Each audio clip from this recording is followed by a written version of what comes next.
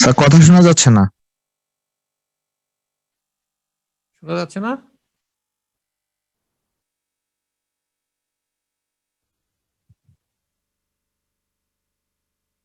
Hello. যাচ্ছে sir, শোনা যাচ্ছে। হ্যালো।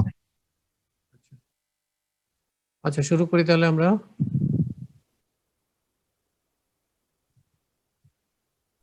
স্যার খুবই আস্তে শোনা যাচ্ছে।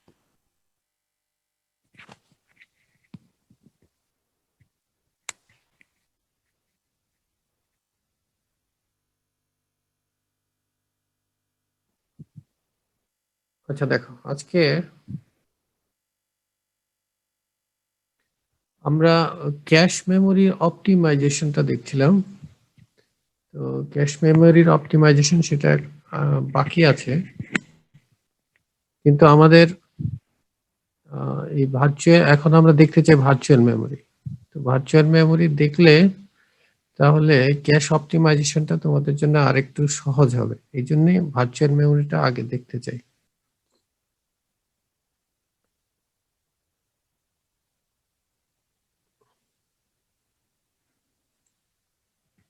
তাহলে আজকে আমাদের টপিক হচ্ছে ভার্চুয়াল মেমোরি। তো ভার্চুয়াল মেমোরি অংশে আমরা যে জিনিসগুলো কভার করব, যেমন ধরো মেমোরি, ফিজিক্যাল মেমোরি, শুধু ফিজিক্যাল মেমোরি যদি থাকে, ভার্চুয়াল মেমোরি যদি না থাকে, তাহলে কি কি প্রবলেম হতে পারে। তো আমরা দেখব যে ভার্চুয়াল মেমোরি কি এবং ভার্চুয়াল মেমোরি দিয়ে কিভাবে এই প্রবলেমগুলো সলভ করা যায়।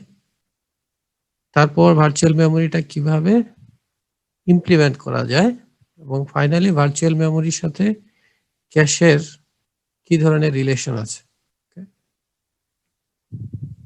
তাহলে আমরা আচ্ছা, তো আমাদের এই সেকশনে আমরা যে এক্সাম্পলটা ইউজ করেছি সেটা হচ্ছে মিপস কম্পিউটার সিস্টেম। তো মিপস কম্পিউটার সিস্টেম, মিপস মানে হচ্ছে মিলিয়ন ইনস্ট্রাকশনস পার সেকেন্ড। মিপস মানে হচ্ছে মিলিয়ন ইনস্ট্রাকশনস পার সেকেন্ড। তো এটা একটা মিপস কম্পিউটার সিস্টেম আর্কিটেকচার, যেটা এটা মেইনলি তোমার ইন্ট্রোডিউস হয় মিপস টেকনোলজিস দ্বারা, যেটার নাম এখন হচ্ছে ইমাজিনেশন টেকনোলজি। এটা প্রথমে ছিল 32 বিট প্রসেসর, পরে এটা 64 বিট প্রসেসরে তোমার ইমপ্রুভ করা হয়। তো এটা ইন্ট্রোডিউসড হয় মেইনলি 1985 এর দিকে, অথবা অনেক আগে, কিন্তু এটা স্টিল এটা স্টাডি করার জন্য ইউজ করা হয়। তো এটা আর্কিটেকচার হচ্ছে ইনস্ট্রাকশন সেট আর্কিটেকচার। তোমাদের প্রথম দিকে আমি বলেছিলাম দুই ধরনের ইনস্ট্রাকশন সেট আর্কিটেকচার সাধারণত থাকে, একটা হচ্ছে রিস্ক আর একটা হচ্ছে সিস্ক। রিস্ক মানে কি রিডিউসড ইনস্ট্রাকশন পার সেকেন্ড, এটা হচ্ছে রিস্ক। এটা এক ধরনের রিস্ক কম্পিউটার সিস্টেম। আচ্ছা, তো এখানে প্রত্যেকটা পেজের সাইজ হচ্ছে 4 কিলোবাইট। পেজ সাইজ বলতে কি বোঝায় আমরা দেখবো একটু পরেই। আচ্ছা, তারপর এটার জেনারেল পারপাস রেজিস্টার আছে কয়টা, 32, আর ফ্লোটিং পয়েন্ট রেজিস্টার আছে 32। আমাদের ফ্লোটিং পয়েন্ট রেজিস্টারটা লাগবে না ওভাবে, আমরা জেনারেল পারপাস রেজিস্টার আমাদের আছে 32। রেজিস্টার গুলা কি R0 থেকে R31 পর্যন্ত 32টা রেজিস্টার আছে। তো মিপস কম্পিউটার সিস্টেমটা আমরা এখানে এক্সাম্পল হিসেবে ব্যবহার করব। আচ্ছা, প্রথমে আমরা যেটা দেখতে চাই যে যদি ভার্চুয়াল মেমোরি না থাকে, অর্থাৎ যদি শুধু ফিজিক্যাল মেমোরি থাকে, ফিজিক্যাল মেমোরি বলতে যেমন ধরো র্যাম, আমরা শুধু যদি র্যাম থাকে তাহলে কি সমস্যা হয়। তো প্রথম প্রবলেম হচ্ছে,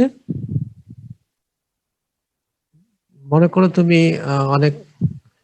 করো তুমি কয়েকটা প্রোগ্রাম একসাথে রান করাতে চাচ্ছ, কিন্তু তোমার এই কয়েকটা প্রোগ্রাম একসাথে রান করলে যে মেমোরি দরকার হয়, তোমার র্যাম বা ফিজিক্যাল মেমোরি সাইজ হচ্ছে তার চেয়ে কম। তার মানে র্যামের সাইজ যদি তোমার যে প্রোগ্রামগুলো রান করছে সেগুলোর টোটাল রিকোয়ারমেন্টের চেয়ে যদি কম হয়, ওকে, তাহলে প্রবলেম তৈরি হবে। আচ্ছা, আমরা এখানে মিপসটাকে এক্সাম্পল হিসেবে দেখছি। তাহলে MIPS gives each program its own 32 bit address space. আচ্ছা, এটার দ্বারা কি বোঝায়? তোমার মিপস যে মাইক্রোপ্রসেসরটা ইউজ করে সেই মাইক্রোপ্রসেসর কত বিট 32 বিট অ্যাড্রেসটা দেয়। ওকে, মিপস 32 বিট অ্যাড্রেসটা দেয়। তো কাজেই এটার অ্যাড্রেস স্পেসটাকে বলা হচ্ছে 32 বিট অ্যাড্রেস স্পেস। তো অ্যাড্রেস স্পেস এটা দ্বারা কি বোঝায়? যে দেখো এখানে এটা হেক্সাডেসিমালে, তাই না? এখানে কয়টা আছে দেখো, 1 2 3 4 5 6 7 8, তার মানে 4 8 32 বিট, তাই না? তাহলে 32 বিট এটা হচ্ছে অ্যাড্রেস। প্রথম অ্যাড্রেসটা কি হবে? এই 32 বিটের সবগুলা যদি 0 0 হয় তাহলে হচ্ছে প্রথম অ্যাড্রেস, আর লাস্ট অ্যাড্রেস কি হবে? সবগুলা যদি এফ হয় তাহলে হবে লাস্ট অ্যাড্রেস। তাহলে এখানে এই 0 থেকে সবগুলো যদি এফ হয় তাহলে এর মধ্যে আমরা যে অ্যাড্রেসগুলো পাচ্ছি সেই অ্যাড্রেসগুলোর যে সেট সেটাই হচ্ছে তার অ্যাড্রেস স্পেস। যেহেতু অ্যাড্রেসগুলো 32 বিটের, কাজেই অ্যাড্রেস স্পেসকে বলা হচ্ছে 32 বিট অ্যাড্রেস স্পেস। ওকে, তাহলে এই অ্যাড্রেসগুলো কে দিবে? এটা হচ্ছে মাইক্রোপ্রসেসর যখন মেমোরি থেকে কোনো ডেটা নিবে অথবা মেমোরিতে কোনো ডেটা রাইট করবে, তখন মাইক্রোপ্রসেসর যে অ্যাড্রেসটা দিবে সেই অ্যাড্রেসটা কত বিটের? 32 বিটের। ওকে, তাহলে 32 বিটের এটার মানে হচ্ছে যে একটা প্রোগ্রাম যখন আমরা রান করি সেই প্রোগ্রামটা এই 32 বিটের অ্যাড্রেস স্পেসটা পাওয়ার কথা। ওকে, তাহলে 32 বিটের অ্যাড্রেস স্পেস সে ইউজ করতে পারবে। তো 32 বিটের অ্যাড্রেস স্পেস মানে কতটুকু মেমোরি? সেটা হচ্ছে 2 to the power 32 bytes. Okay, 2 to the power 32 bytes মানে হচ্ছে 4 গিগাবাইট মেমোরি। তাহলে একটা program maximum 4 gigabyte of memory ব্যবহার করতে পারবে, যেহেতু মাইক্রোপ্রসেসরের সাথে মেমোরির যে কানেকশন সেটা কত বিটের? 32 বিটের। কাজেই মাইক্রোপ্রসেসর মেমোরিতে যে অ্যাড্রেস দিতে পারবে সেটা কত? 32 বিটের অ্যাড্রেস। কাজেই মাইক্রোপ্রসেসর যে মেমোরিটা অ্যাক্সেস করতে পারবে সেটার সাইজ ম্যাক্সিমাম হতে পারবে কত? 4 গিগাবাইট। আর অ্যাড্রেস রেঞ্জটা কত হবে? যে সবগুলো 000 থেকে শুরু করে সবগুলো FF পর্যন্ত এই অ্যাড্রেসগুলো মেমোরি অ্যাড্রেস ইন্ডিকেট করে। অর্থাৎ এই যে প্রথম যে অ্যাড্রেসটা আছে 000, এটা হচ্ছে মেমোরির প্রথম লোকেশনকে ইন্ডিকেট করে। এরপরে ধরো সবগুলা 0, লাস্টেরটা 1, সেটা কি? দ্বিতীয় মেমোরি লোকেশনটাকে ইন্ডিকেট করে। এইভাবে এটা হচ্ছে লাস্ট মেমোরিটাকে ইন্ডিকেট করে, লাস্ট মেমোরি লোকেশনটাকে।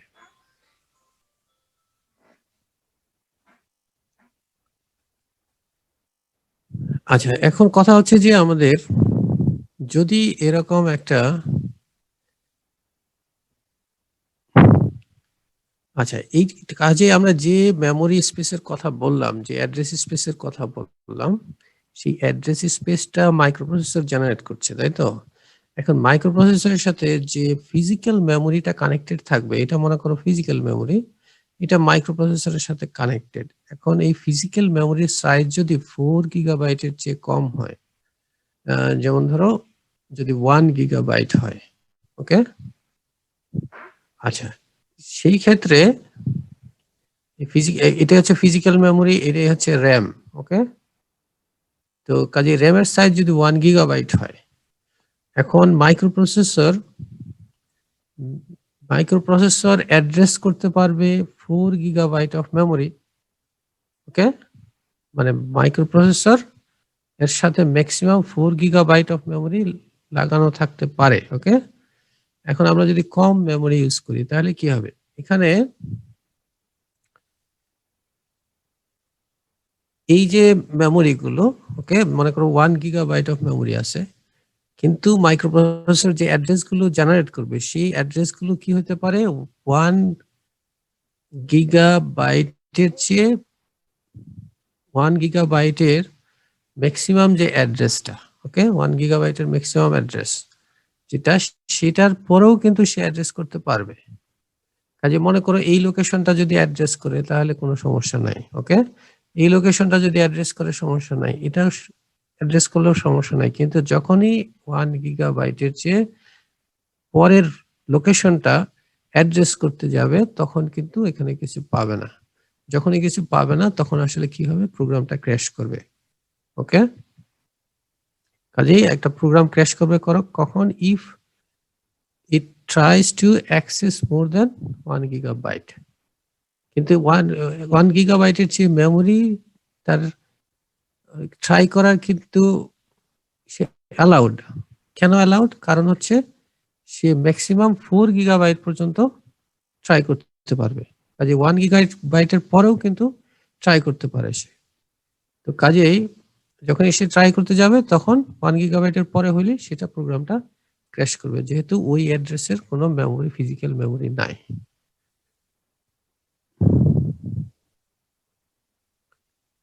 আচ্ছা, যদি এটা বুঝে থাকো তাহলে এই কোশ্চেনের আনসারটা দিতে পারো। কারণ দেখো, how much memory can you address with a 32 bit address? Microprocessor থেকে যে 32 বিট অ্যাড্রেস বাস বের হচ্ছে, সেই অ্যাড্রেস বাস ইউজ করে ম্যাক্সিমাম কতটুকু মেমোরি পাওয়া যাবে? ওকে, মানে কতটুকু ফিজিক্যাল মেমোরি ব্যবহার করা যাবে, সেটা কত? সেটা হচ্ছে স্বাভাবিকভাবে 2 টু দি পাওয়ার 32, অর্থাৎ 4 গিগাবাইট অফ মেমোরি। তাহলে 32 bit address space gives you theoretically 4 gigabyte of memory you can address, but in practice the operating system reserves some of its, so it is closer to 2 GB of usable space. মানে হচ্ছে microprocessor usually তোমার main মেমোরির একটা অংশ সে allocate করে রাখে, কারণ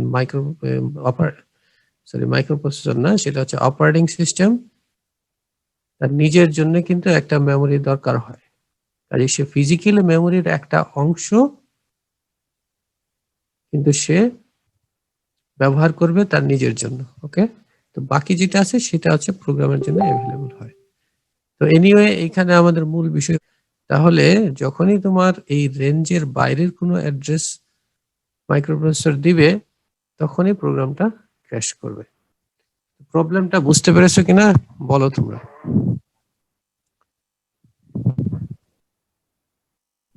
জি sir.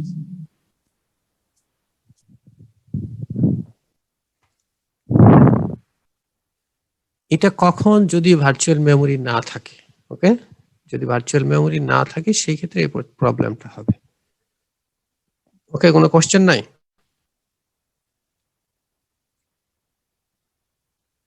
আচ্ছা, এখন সেকেন্ড প্রবলেম যেটা হতে পারে ভার্চুয়াল মেমোরি যদি না থাকে, শুধু যদি ফিজিক্যাল মেমোরি থাকে, তাহলে কি প্রবলেম হবে? দেখো, ধরো কারেন্টলি আমাদের মেমোরিতে 2টা প্রোগ্রাম অলরেডি আছে, একটার সাইজ হচ্ছে 1 গিগাবাইট, মানে একটা, আচ্ছা ধরে নেই আমাদের, আমরা আগের মতোই অ্যাড্রেস স্পেস আমাদের কত? 4 জিবি আছে। ওকে, অ্যাড্রেস স্পেস আছে কত? 4 জিবি, এবং র্যামটাও তোমার ধরো 4 জিবি আছে। ওকে, তাহলে কারেন্টলি 2টা প্রোগ্রাম রান করছে, একটা হচ্ছে প্রোগ্রাম 1 যেটার সাইজ হচ্ছে 1 গিগাবাইট, আর একটা হচ্ছে প্রোগ্রাম 2 যেটার সাইজ হচ্ছে 2 গিগাবাইট। আচ্ছা, এবার মনে করো আরেকটা প্রোগ্রাম এবার রান করতে চাইলো, সেটার সাইজ হচ্ছে কত? 2 গিগাবাইট। আচ্ছা, এখন দেখো ফিজিক্যাল মেমোরিতে খালি কতটুকু আছে? 1 গিগাবাইট আর 2 গিগাবাইট, 3 গিগাবাইট চলে গেল, থাকলো বাকি থাকলো 1 গিগাবাইট। কিন্তু আমাদের যে প্রোগ্রামটা রান করতে যাচ্ছে সেটার সাইজ কত? 2 গিগাবাইট। কাজে এই যে যদিও 1 গিগাবাইট জায়গা এখানে খালি আছে, কিন্তু এখানে তুমি এই প্রোগ্রামটা রান করতে পারবে না, কারণ তার রিকোয়ারমেন্ট হচ্ছে 2 গিগাবাইট। তো কাজেই এই প্রোগ্রামটা এখন রান করতে পারবে না। আচ্ছা, এবার ধরা যাক প্রোগ্রাম 1 যেটা ছিল, প্রোগ্রাম 1টা তোমার চলে গেল। ওকে, তাহলে এই স্পেসটুকু খালি হবে। কাজে এখানে তোমার কত 1 গিগাবাইট খালি আছে, আবার মেমোরির আরেকটা অংশে আরেক গিগাবাইট খালি আছে। কাজে টোটাল খালি আছে কত 1 + 1 2 গিগাবাইট। এবার তাহলে এই প্রোগ্রামটা তো এখানে রান করার কথা, তাই না? যেহেতু 2 গিগাবাইট অফ মেমোরি এখানে আছে, কাজেই 2 গিগাবাইট তার রিকোয়ারমেন্ট, 2 গিগাবাইট তো আমাদের আছে কিন্তু এক জায়গায় নাই, মানে কন্টিগুয়াস লোকেশনে নাই।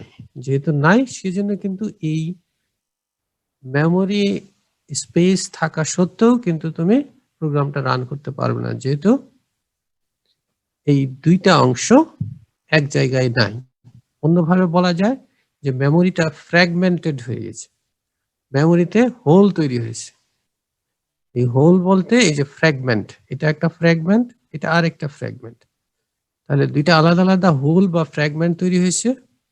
যদিও এই দুইটা হোল এর টোটাল সাইজ 2 গিগাবাইট, কিন্তু এই প্রোগ্রামটা রান করতে পারবে না। কিসের জন্য? ফ্র্যাগমেন্টেশনের জন্য। এটা হচ্ছে আমাদের সেকেন্ড প্রবলেম।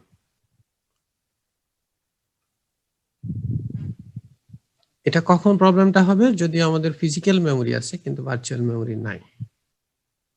ওকে, প্রবলেমটা বুঝতে পেরেছো কিনা? কোনো কোশ্চেন থাকলে বলো।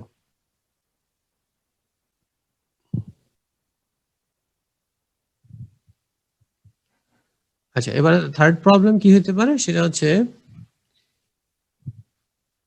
How do we keep program secure?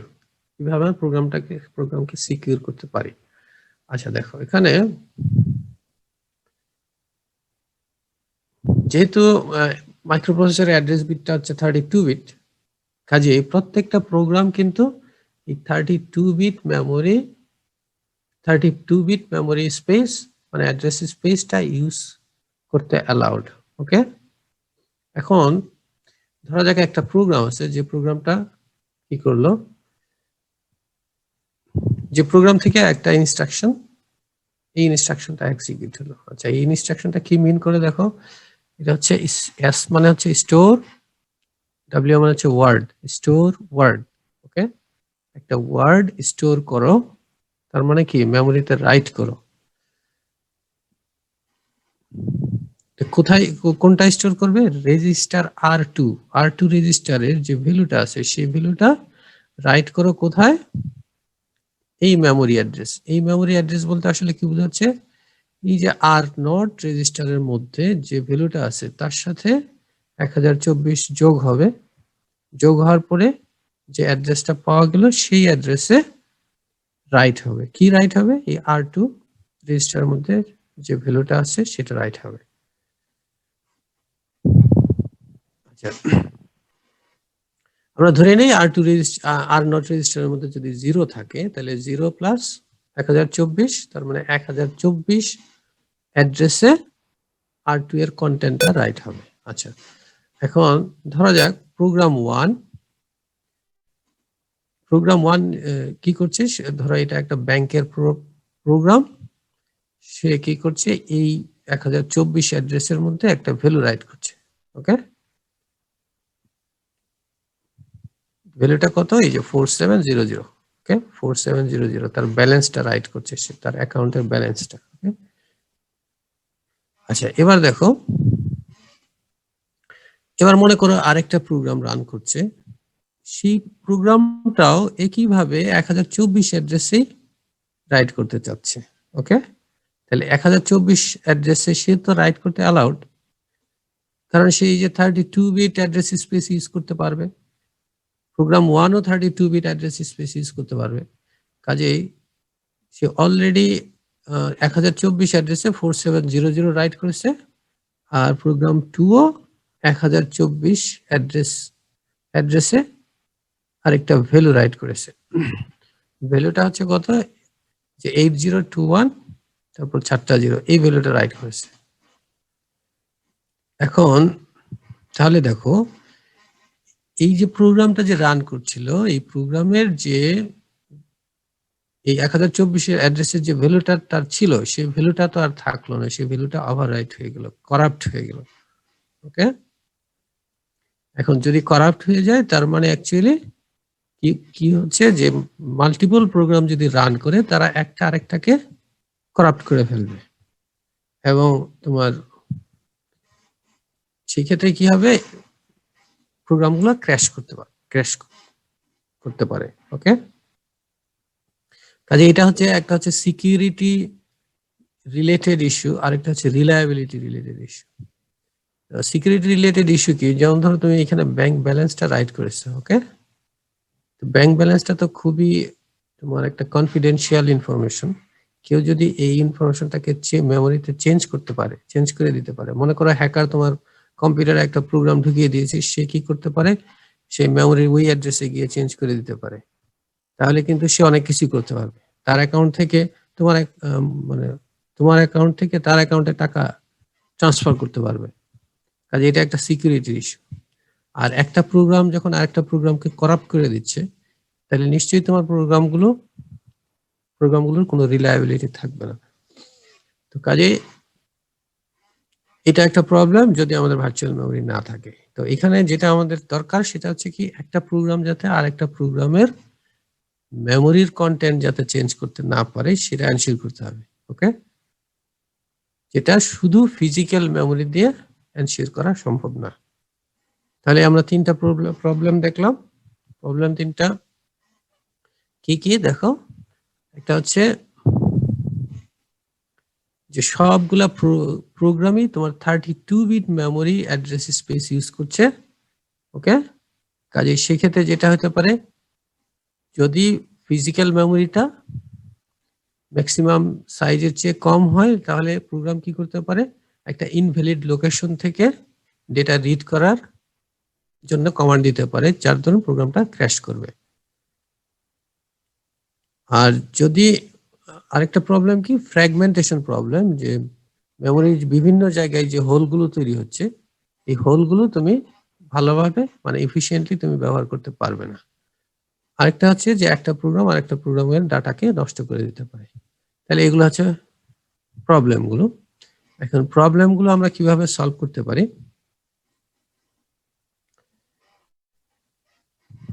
যদি আমরা এক্ষেত্রে ভার্চুয়াল মেমোরি ইউজ করি।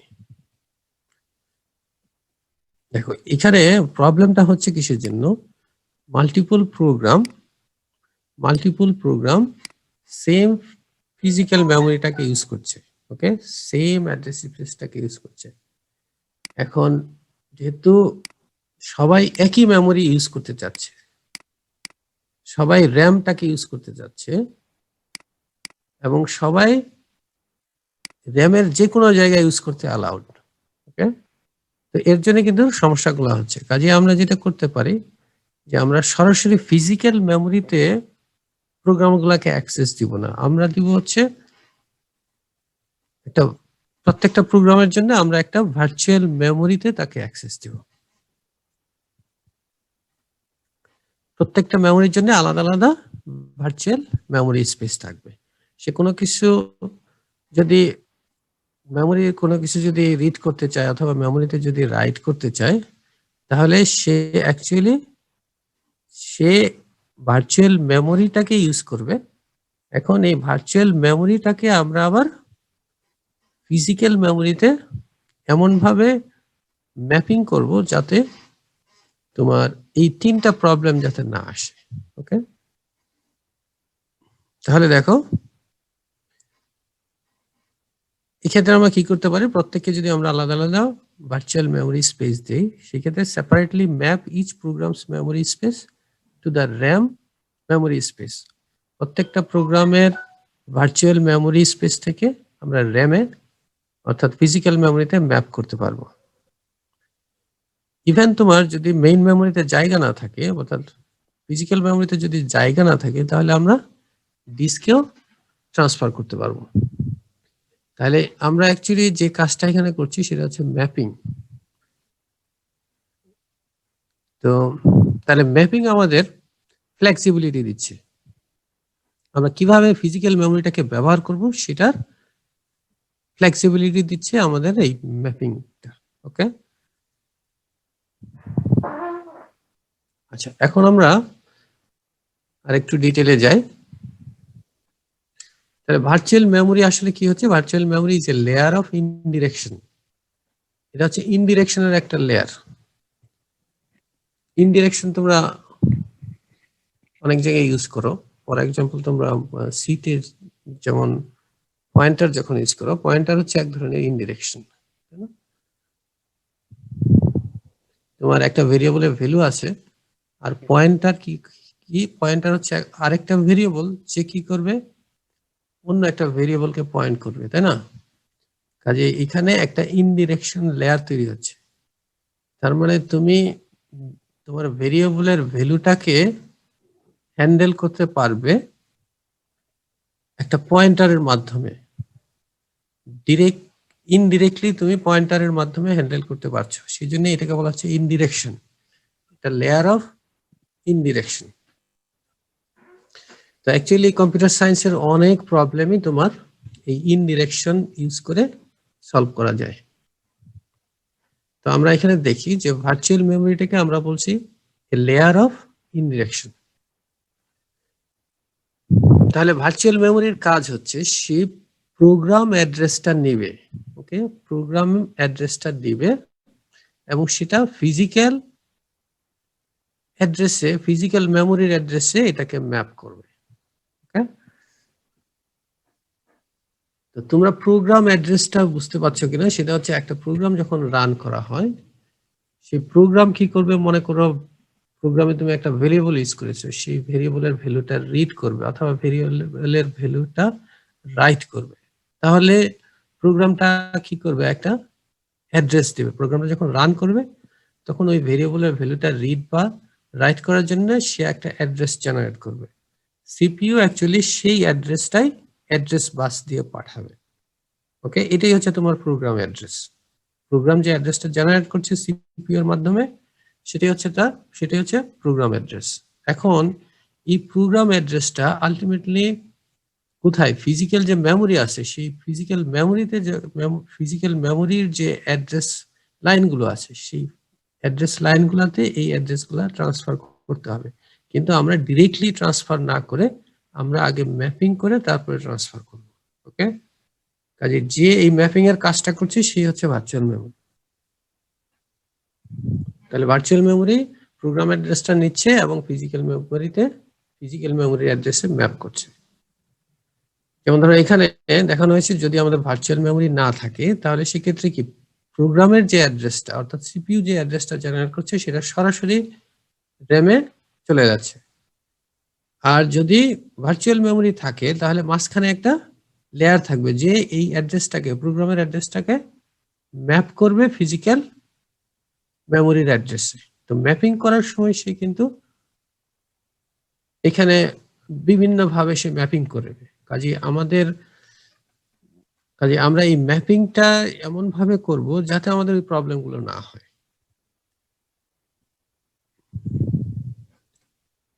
তো আমরা দেখলাম যে যেমন ধরো কি প্রবলেম হচ্ছে, আমরা যদি প্রোগ্রামের অ্যাড্রেসটাকে সরাসরি র্যাম অ্যাড্রেসে মানে ফিজিক্যাল র্যামে যদি যেতে দেই, মানে ভার্চুয়াল মেমোরি যদি আমাদের না থাকে, সেক্ষেত্রে কি হচ্ছে, যেমন ধরো প্রোগ্রাম ক্র্যাশ করবে যদি সাইজটা কম হয়। ওকে, আরো তিনটা প্রবলেম আমরা দেখলাম, তাই না? আর যদি ভার্চুয়াল মেমোরি থাকে সেক্ষেত্রে আমরা কি করছি দেখো, এই যে প্রোগ্রামের যে অ্যাড্রেস স্পেস আছে, প্রোগ্রামের অ্যাড্রেস স্পেস কত, যেমন মিপস এর ক্ষেত্রে 4 গিগাবাইট অ্যাড্রেস স্পেস। ওকে, 0 থেকে একদম এখানে কত হবে, 2 to the power 32 - 1 এটার অ্যাড্রেসটা হবে। তো যে অ্যাড্রেস গুলো সিপিইউ জেনারেট করছে, প্রোগ্রাম অ্যাড্রেস যেগুলো জেনারেট করছে সেগুলো কি হবে, এই ম্যাপিং হবে, মানে হচ্ছে সেটা অ্যাড্রেসটা আসলে ট্রান্সলেট হয়ে সেটা তারপর মেমোরিতে চলে যাবে। ওকে, ফিজিক্যাল মেমোরিতে চলে যাবে। এখন এরকমও হতে পারে যে ফিজিক্যাল মেমোরি পুরাটাই শেষ, এখন জায়গা নাই, সেক্ষেত্রে ম্যাপিংটা ইভেন ডিস্কেও হতে পারে। হার্ড ডিস্কে, ফর এক্সাম্পল হার্ড ডিস্কে ম্যাপিংটা হতে পারে। তো কাজেই আমাদের এখানের যে লিমিটেশন যেটা ছিল যে তোমার ফিজিক্যাল মেমোরিটা কম হলে যে ক্র্যাশ করতো সেটা আর করবে না, কারণ ফিজিক্যাল মেমোরি কম হলেও ওটা কোথায় আছে, ডিস্কে আছে। ওকে, কাজে ডিস্ক থেকে সে আবার মেমোরিতে নিয়ে এসে তারপরে কাজ করতে পারে।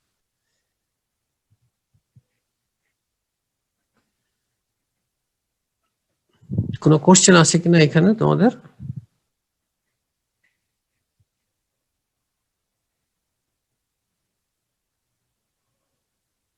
শুনতে পাচ্ছ তোমরা?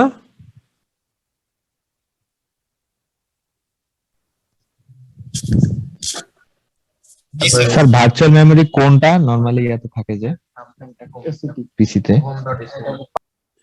ভার্চুয়াল মেমোরি কোনো ফিজিক্যাল এক্সিস্টেন্স নাই, বুঝতে পেরেছো? ভার্চুয়াল মেমোরি কোনো ফিজিক্যাল এক্সিস্টেন্স নাই। ভার্চুয়াল মেমোরি বলতে পারো একটা টেকনোলজি যেটা তোমার এই যে প্রোগ্রামের অ্যাড্রেসটাকে র্যামের অ্যাড্রেসে ট্রান্সলেট করছে। ওকে, এই কোডটা স্টোর থাকে কোথায়?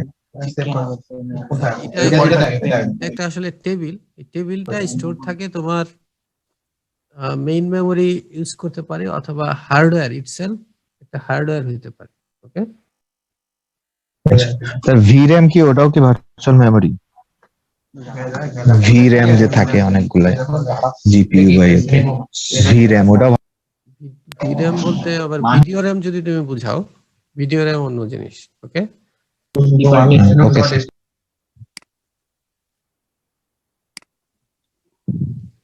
ভার্চুয়াল র্যাম ঠিক ইউজ করে না, ভার্চুয়াল মেমোরি কথাটা ইউজ করে।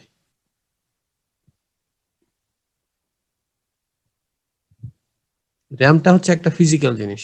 ওকে, আর ভার্চুয়াল মেমোরি আমরা যেটা বলছি সেটা আসলে ফিজিক্যাল না, সেটা হচ্ছে আমাদের একটা লেয়ার, ভার্চুয়ালি একটা লেয়ার থাকছে, সেই লেয়ারটা অ্যাড্রেস ট্রান্সলেশনের কাজ করছে।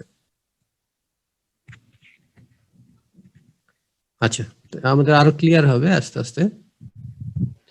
আচ্ছা, এখন আমরা দেখি যে ভার্চুয়াল মেমোরি কিভাবে, যে তিনটা প্রবলেম আমরা বললাম, এই তিনটা প্রবলেম কিভাবে সলভ করে। একটা প্রথম প্রবলেম ছিল যদি আমাদের এনাফ মেমোরি না থাকে সেক্ষেত্রে সব প্রোগ্রাম একসাথে রান করতে পারবে না। আর যদি কোনো একটা প্রোগ্রাম সে যেহেতু পুরো অ্যাড্রেস স্পেসটা ইউজ করার কথা, যেমন ধরো 4 গিগাবাইট ইউজ করার কথা, যদি ফিজিক্যাল মেমোরির যে সাইজ তার চেয়ে বেশি, মানে তার চেয়ে বড় যদি কোনো অ্যাড্রেস জেনারেট করে, মানে ম্যাক্সিমাম রেঞ্জের চেয়ে বড় যদি কোনো অ্যাড্রেস জেনারেট করে, সেই ক্ষেত্রে যেহেতু ওই অ্যাড্রেসের কোনো ফিজিক্যাল এক্সিস্টেন্স নাই, সেক্ষেত্রে প্রোগ্রাম কিন্তু ওই মেমোরিতে রাইটও করতে পারবে না, ওই মেমোরি থেকে রিডও করতে পারবে না, যার ধরুন প্রোগ্রামটা ক্র্যাশ করবে। আচ্ছা, এখন যদি ভার্চুয়াল মেমোরি থাকে তাহলে আমরা কিভাবে প্রবলেমটা সলভ করছি? আচ্ছা, যেমন ধরো এখানে প্রোগ্রাম লোডস অ্যাড্রেস 0, মনে করো প্রোগ্রাম 0, মানে প্রোগ্রাম 0টা মনে করো মেমোরি, মনে করো এই অ্যাড্রেস স্পেসটা ইউজ করছে। ওকে, তো এটা প্রোগ্রাম 0 যখন অ্যাড্রেসটা জেনারেট করবে তখন এটা ভার্চুয়াল মেমোরি হয়ে যাবে। তো ভার্চুয়াল মেমোরি কি করবে, এই ম্যাপিংটাকে হ্যান্ডেল করবে। তাহলে সে প্রোগ্রাম 0-র যে অ্যাড্রেসটা সে এখানে ম্যাপিং করলো কোথায়, ফিজিক্যাল মেমোরির এই জায়গায় ম্যাপিং করলো।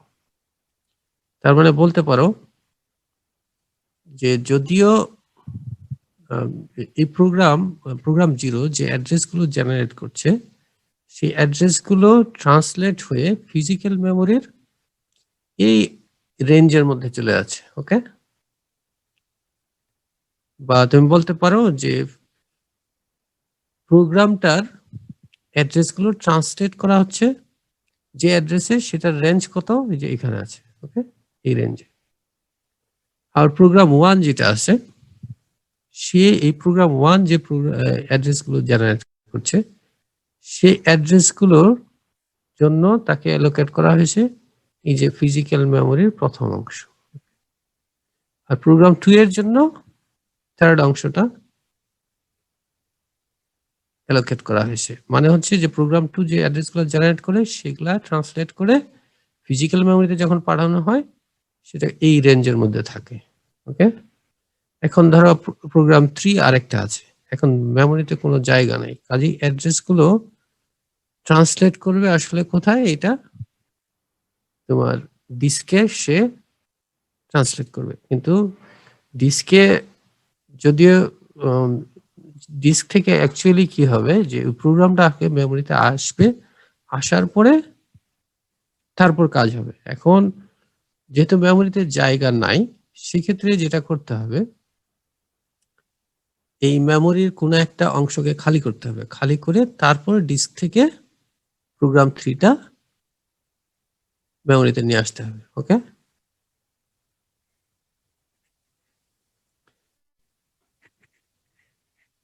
কাজেই দেখো এখানে প্রোগ্রাম 0, 1, 2 এই তিনটার মেমোরিতে জায়গা হচ্ছে, কিন্তু প্রোগ্রাম 3 এর কোনো জায়গা নাই। কাজে প্রোগ্রাম 3টাকে অ্যাকচুয়ালি ম্যাপ করবে কোথায়, ম্যাপ করা হয়েছে কোথায়, ডিস্কে। আচ্ছা, এখন যখন প্রোগ্রামটা মেমোরির কোনো একটা লোকেশন অ্যাক্সেস করবে, তখন যেটা করবে এই ডিস্ক থেকে ওই অংশটুকু কোথায় নিয়ে আসবে, র্যামে নিয়ে আসবে। ওকে, এই যে এখানে দেখো এখানে যেটা করলো যে প্রোগ্রাম 3টা এখন প্রোগ্রাম 3 থেকে একটা অ্যাড্রেস জেনারেট হয়েছে, তো ভার্চুয়াল মেমোরি বুঝতে পারলো যে প্রোগ্রাম 3টা র্যামের মধ্যে নাই, মানে প্রোগ্রাম 3 এর ওই অ্যাড্রেসটা এখন ওই কন্টেন্টটা র্যামের মধ্যে নাই। তখন সে কি করবে, সে জানে যে এটা ডিস্কের মধ্যে আছে। তাহলে সে যেটা করবে, এখন র্যাম যেহেতু খালি নাই, এই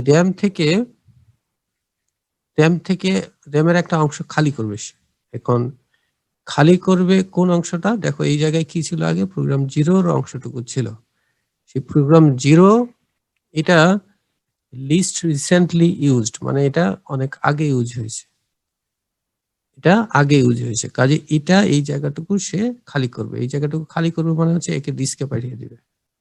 ডিস্কে পাঠিয়ে দিয়ে যে জায়গাটা খালি হলো এখানে প্রোগ্রাম 3 এর কন্টেন্টটা নিয়ে আসবে। ওকে, প্রোগ্রাম 3 এর ডেটাগুলো এখানে নিয়ে আসবে।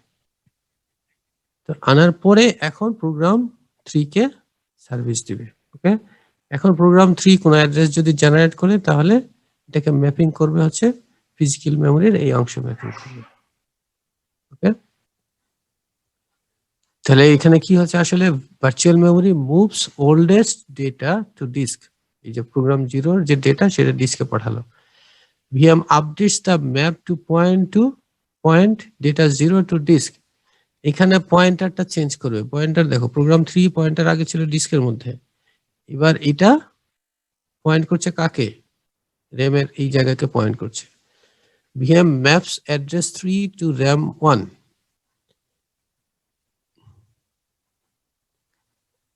আচ্ছা, র্যামে তোমার ম্যাপ করা হলো।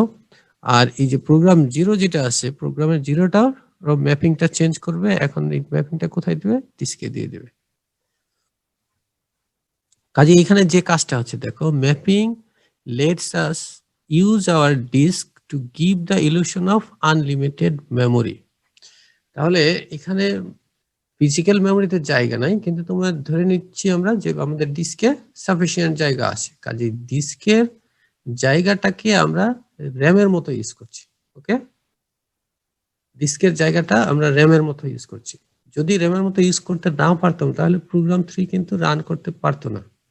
ওকে, প্রোগ্রাম 3 কে আমরা প্রথমে কোথায় ছিল, ডিস্কে ছিল, তাই না? তার মানে প্রোগ্রাম 3 রান করতে পারছে কারণ সে আসলে ডিস্কটাকে র্যামের মতো ইউজ করছে। আর আমরা কি করছি এখানে, যখন আমাদের প্রোগ্রাম 3 অ্যাক্সেস করার কথা, তখন প্রোগ্রাম 3টা আমরা ফিজিক্যাল মেমোরিতে নিয়ে আসছি। আর ফিজিক্যাল মেমোরিতে যেটা কম ইউজ হয়েছে, যেটা আগে ইউজ হয়েছে, সেটাকে আমরা আবার ডিস্কে পাঠিয়ে দিয়েছি, যেহেতু ফিজিক্যাল মেমোরিতে একসাথে সবার জায়গা হচ্ছে না। ওকে, কাজে এখানে যেটা হচ্ছে যে ডিস্কটা তোমার মেমোরির মতো কাজ করছে।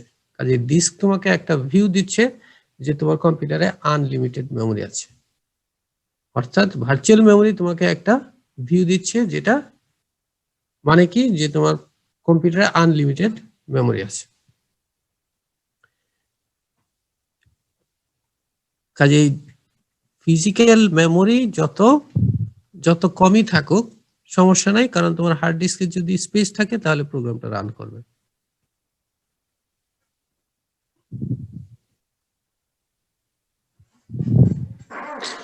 আচ্ছা, এখন যদি আমরা এভাবে যদি হার্ড ডিস্কটাকে ইউজ করি, তো সেই ক্ষেত্রে পারফরমেন্সের কি অবস্থা হবে? দেখো এখানে একটা কোশ্চেন আছে, what is going to happen to the program performance when the data it needs is on the disk and not in the memory? মনে করো একটা প্রোগ্রাম যে ডেটাটা অ্যাক্সেস করছে সেটা কারেন্টলি মেমোরিতে নাই, র্যামের মধ্যে নাই, ফিজিক্যাল মেমোরিতে নাই, সেটা আছে ডিস্কে। তাহলে পারফরমেন্স কি হবে? পারফরমেন্স কি বেটার হবে? বেটার হবে না, তাই না? স্লো হবে স্যার, লেট লাগবে। অনেক বেশি স্লো হবে। ওকে, এটা অনেক বেশি স্লো বলতে কেমন স্লো দেখো, remember that disks are 1000 times slower than RAM. এটা ধরো অ্যারাউন্ড 1000 টাইমস স্লোয়ার। কাজেই ডিস্ককে তুমি যদি এভাবে অ্যাক্সেস করো তাহলে কিন্তু অনেক স্লোয়ার হবে। কাজে যখনই তোমার ডিস্কে যেতে হবে তখনই কিন্তু হিউজ একটা পারফরমেন্স পেনাল্টি হবে। ওকে, এই জন্য তুমি যদি র্যাম যদি বাড়াতে থাকো তাহলে তোমার পিসির পারফরমেন্স কিন্তু বাড়বে, কিন্তু তুমি র্যামটা কতটুকু বাড়াবে? এমনও প্রোগ্রাম আছে যেগুলার তোমার র্যাম তুমি যতই বাড়াও তার চেয়েও বেশি র্যাম লাগতে পারে। ওকে, কাজে র্যাম তো তুমি আনলিমিটেড বাড়াতে পারবে না, এই জন্যই তোমার ডিস্কটাকে র্যামের মতো ইউজ করতেই হবে। ওকে, এই জন্য ভার্চুয়াল মেমোরিটা ইউজ করা মাস্ট।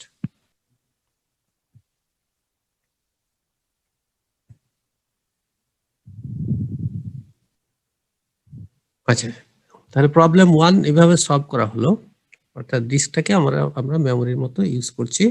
কিসের মাধ্যমে? ভার্চুয়াল মেমোরির মাধ্যমে। ভার্চুয়াল মেমোরি টেকনোলজির মাধ্যমে আমরা ডিস্কটাকে, অর্থাৎ পার্মানেন্ট স্টোরেজ যেটা আছে সেটাকে আমরা র্যামের মতো, মেইন মেমোরির মতো ইউজ করছি। ওকে, তাহলে এইভাবে প্রবলেম 1টা সলভ করা হচ্ছে। কোনো কোশ্চেন থাকলে বলতে পারো। স্যার আমরা যদি বেশি ফাইল ওপেন করি, অ্যাপ ওপেন করি, যদি দেখা যায় র্যামে কুলাচ্ছে না, তখন কি তাহলে উইন্ডোজ এই ফাইলগুলো অটোমেটিক্যালি হার্ড ডিস্কে চলে যায়? হ্যাঁ, অটোমেটিক্যালি সে হার্ড ডিস্কে জায়গা দিবে, জায়গা অলরেডি নেওয়াই আছে। কিন্তু তুমি হার্ড ডিস্কেও কিন্তু তুমি পুরোপুরি 100% কিন্তু হার্ড ডিস্ককে মানে ভরে ফেলতে পারবে না। হার্ড ডিস্কে কিছু না কিছু জায়গা রাখতেই হবে। এটা কিসের জন্য? এটা হচ্ছে ভার্চুয়াল মেমোরির জন্য। কাজে ভার্চুয়াল মেমোরি টেকনোলজি হার্ড ডিস্কের একটা অংশকে মেমোরির মতো ইউজ করছে। মনে করো তুমি অনেক প্রোগ্রাম রান করছো, অনেক ফাইল ওপেন করেছো, মেমোরিতে এখন জায়গা নাই, তখন অপারেটিং সিস্টেম কি করবে? এই ডেটা যেগুলো ওপেন করেছো অথবা একটা প্রোগ্রাম যে ডেটাগুলো ইউজ করছে, তো এই ডেটাগুলোর একটা অংশ তখন ডিস্কে পাঠিয়ে দিবে। ওকে, আবার তাহলে স্যার এসএসডি ইউজ করলে ওটা আরো ফাস্ট হয়ে যাবে, আমার এই প্রসেসটা ফাস্ট হবে। আবার যখন তোমার ওই ডেটাটার দরকার হবে তখন আবার ডিস্ক থেকে র্যামে নিয়ে আসবে, র্যামের আরেকটা অংশ খালি করবে, করে তারপর ডিস্ক থেকে র্যামে নিয়ে আসবে। এখন তুমি যদি হার্ড ডিস্কের সাথে তুমি যদি এসএসডি ইউজ করো, অথবা হার্ড ডিস্ক নাই তুমি এসএসডি ইউজ করলে, এসএসডি পারফরমেন্স কিন্তু হার্ড ডিস্কের চেয়ে অনেক বেটার। তো কাজেই এখন সে ভার্চুয়াল মেমোরি টেকনোলজিটা এখন কি করবে? ডিস্কের পরিবর্তে এখন কিন্তু এসএসডিটাকে ব্যবহার করবে। আর যেহেতু এসএসডি ফাস্টার, কাজেই যখনই তার এসএসডি থেকে অ্যাক্সেস করবে ডিস্কের তুলনায় অনেক বেশি ফাস্ট কাজ করতে পারবে। মানে যে মেমোরি আগে ডিস্কের একটা অংশকে মেইন মেমোরির মতো ব্যবহার করতো, এখন এসএসডির একটা অংশকে মেইন মেমোরির মতো ব্যবহার করবে। ওকে, যেহেতু এসএসডি ফাস্টার, কাজে তোমার ওভারঅল পারফরমেন্সটা বেড়ে যাবে। স্যার ভার্চুয়াল মেমরি থেকে তো ডাইরেক্ট সিপিইউ যাবে না, আগে মেমরিতে আসবে তারপর সিপিইউ যাবে হ্যাঁ, প্রোগ্রামগুলো। এক্স্যাক্টলি, আগে মেমোরিতে আসবে তারপরে সিপিইউতে যাবে রিড করার সময় আর কি, মেমোরি থেকে রিড করার সময়। ওইটাই হচ্ছে তোমার কম্পিউটার আর্কিটেক্ট হিসাবে তোমাদের, অথবা একজন প্রোগ্রামার হিসেবেও তোমাদের যে কাজ, সেটা হচ্ছে এই টেকনোলজি গুলা জানা থাকলে কিভাবে একটা প্রোগ্রামকে ফাস্টার করতে হবে সেটা তুমি বুঝতে পারবে। আর যারা কম্পিউটার ডিজাইন করে, কম্পিউটার সিস্টেম যারা ডিজাইন করে, তারা ওই জিনিসটা খেয়াল করে যে কিভাবে তোমার যে প্রোগ্রামগুলো রান করবে সেটার পারফরমেন্স কিভাবে বাড়ানো যায়। তো এখন ভার্চুয়াল মেমোরি আমরা প্রথম দিকে আছি, তাই আস্তে আস্তে দেখবো যে কিভাবে ভার্চুয়াল মেমোরি পারফরমেন্স আরো বাড়ানো যায়। আচ্ছা, তাহলে দেখো প্রবলেম 2 হচ্ছে যে মেমোরিটা ফ্র্যাগমেন্টেড হয়ে যাচ্ছে, এটা হচ্ছে প্রবলেম 2, তাই না? মেমোরিতে হোল তৈরি হচ্ছে। এই হোলগুলা যদি কন্টিগুয়াস লোকেশনে না থাকে তখন এটা অনেক ক্ষেত্রে ব্যবহার করা যায় না। যেমন এই যে আমরা প্রবলেমটা দেখেছিলাম যে মেমোরিতে 4 জিবি মেমোরি, এর মধ্যে এখানে 1 জিবি আছে, মাঝখানে আরেকটা প্রোগ্রাম রান করছে, আর এইখানে 1 জিবি খালি আছে। যদিও 2 জিবি টোটাল খালি আছে, কিন্তু এই 2 জিবিকে এই 2 জিবিতে এই প্রোগ্রামটা রান করতে পারবে না। এই প্রোগ্রামের রিকোয়ারমেন্ট 2 জিবি, এখানে 2 জিবি খালি আছে কিন্তু তুমি ইউজ করতে পারবে না, কারণ এটা এই 2 জিবি মেমোরি 2 জায়গায় আছে। তো এটা কখন প্রবলেমটা, যদি তোমার ভার্চুয়াল মেমোরি না থাকে। কিন্তু ভার্চুয়াল মেমোরি যদি থাকে তাহলে এই প্রবলেমটা আমরা সলভ করতে পারি।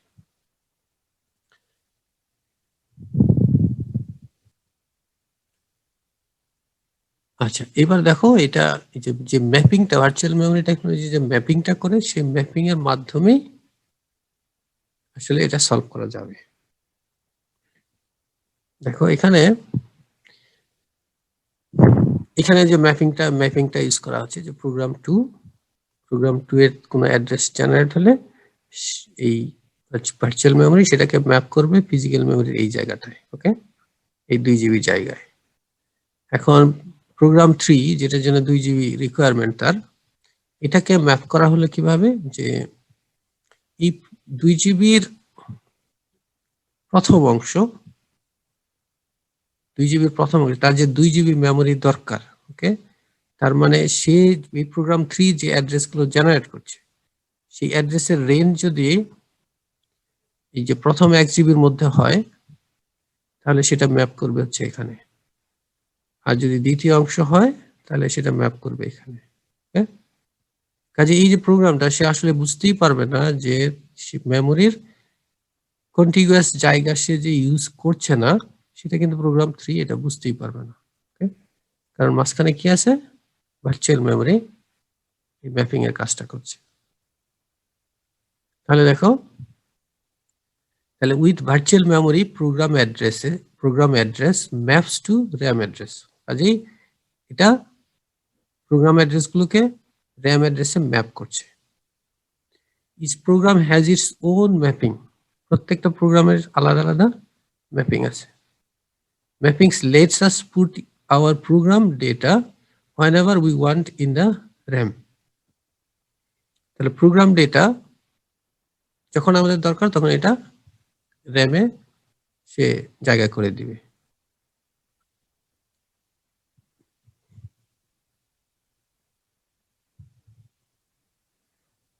আচ্ছা, তাহলে দেখো এটা বুঝতে পেরেছি কিনা, কোনো কোশ্চেন থাকলে বলতে পারো এখানে। আস্তে আস্তে আরো কিন্তু ক্লিয়ার হবে, আরো অনেক মানে এগুলো আরো অনেক এক্সাম্পল দিয়ে আমরা দেখবো, যেগুলো অনেক ক্লিয়ার হবে তোমাদের। আচ্ছা, এরপরে দেখো প্রবলেম 3 হচ্ছে how do we keep program secure. এটার প্রবলেম ছিল আমাদের কি, ধরো একটা প্রোগ্রাম মেমোরির একটা জায়গায় একটা ভ্যালু রাইট করেছে, এখন অন্য একটা প্রোগ্রাম যদি সেম জায়গায় রাইট করে তাহলে আগের ভ্যালুটা ওভাররাইট হবে। তার মানে একটা প্রোগ্রাম আরেকটা প্রোগ্রামের ডেটাকে ক্র্যাশ করে দিচ্ছে। এই জন্য দুইটা প্রোগ্রামকে আমাদের সেপারেট রাখতে হবে, ওকে, আইসোলেটেড রাখতে হবে, একটা প্রোগ্রাম যাতে আরেকটা প্রোগ্রামের ডেটা অ্যাক্সেস করতে না পারে। আচ্ছা, তো এই ক্ষেত্রে ভার্চুয়াল মেমরি কিভাবে কাজ করবে দেখো। ভার্চুয়াল মেমরি প্রথম যে প্রোগ্রামটা আছে সেই প্রোগ্রামটার অ্যাড্রেস গুলাকে মেমোরির এক জায়গায় ম্যাপ করবে, আর দ্বিতীয় প্রোগ্রামের অ্যাড্রেস গুলাকে অন্য জায়গায় ম্যাপ করবে। যদিও এই দুইটা প্রোগ্রাম সেম অ্যাড্রেস দিয়েছে, মনে করো এই প্রথম প্রোগ্রাম 1024 অ্যাড্রেস দিল, তাকে ম্যাপ করলো এখানে, দ্বিতীয় প্রোগ্রাম 1024 দিলেও সে কিন্তু এই অ্যাড্রেসে ম্যাপ করবে না, সে ম্যাপ করবে এই দ্বিতীয় প্রোগ্রামের জন্য যে জায়গাটা অ্যালোকেট করা হয়েছে সেখানের কোনো একটা জায়গায় সে ম্যাপ করবে। ওকে, এই 1024কে সে কনভার্ট করে নেবে, কনভার্ট করে সে অন্য জায়গায় জিনিসটাকে ম্যাপ করবে। তো কাজেই তখন দুইটা প্রোগ্রাম আইসোলেটেড থাকবে। তো যেহেতু এই ম্যাপিংটা আছে আমাদের, ইনডিরেকশনটা যেহেতু আছে, সেই জন্যই কিন্তু কাজটা আমরা করতে পারলাম।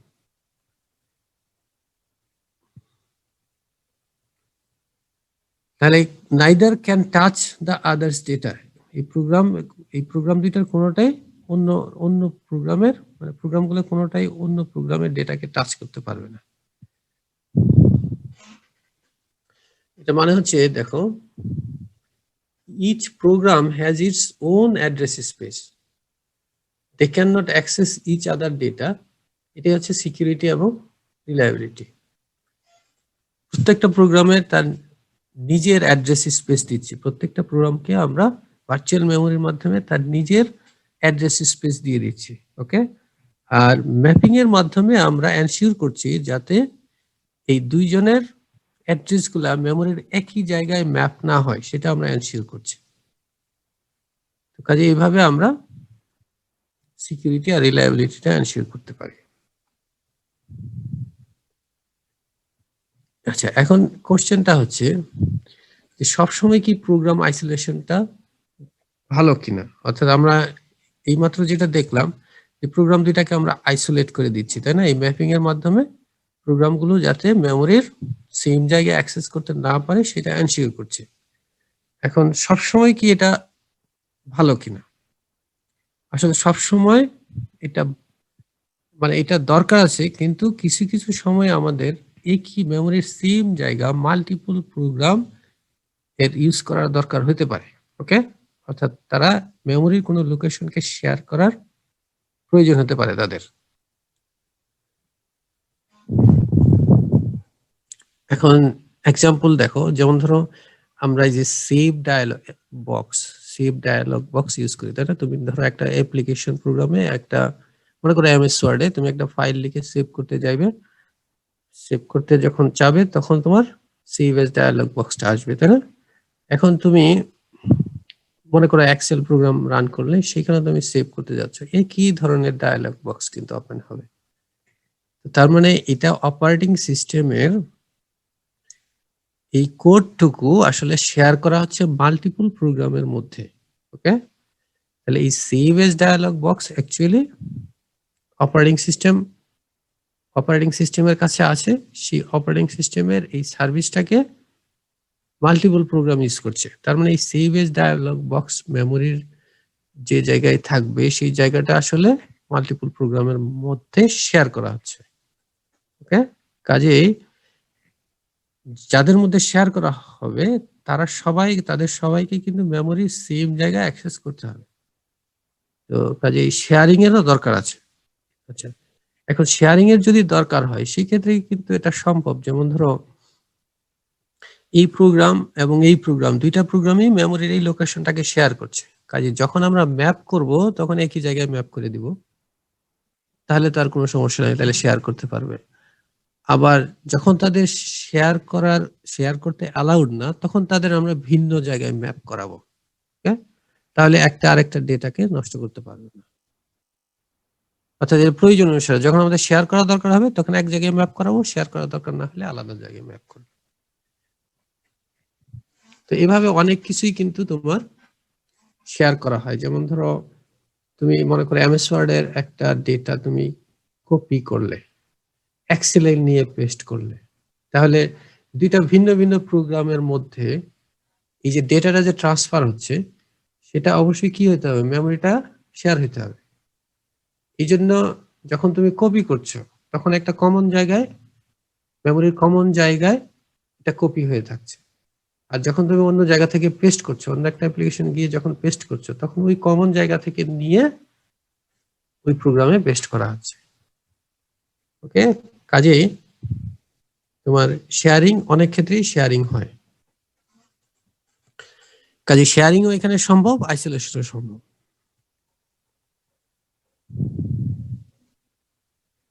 তাহলে দেখো এতটুকু পর্যন্ত কোনো কোশ্চেন থাকলে বলো।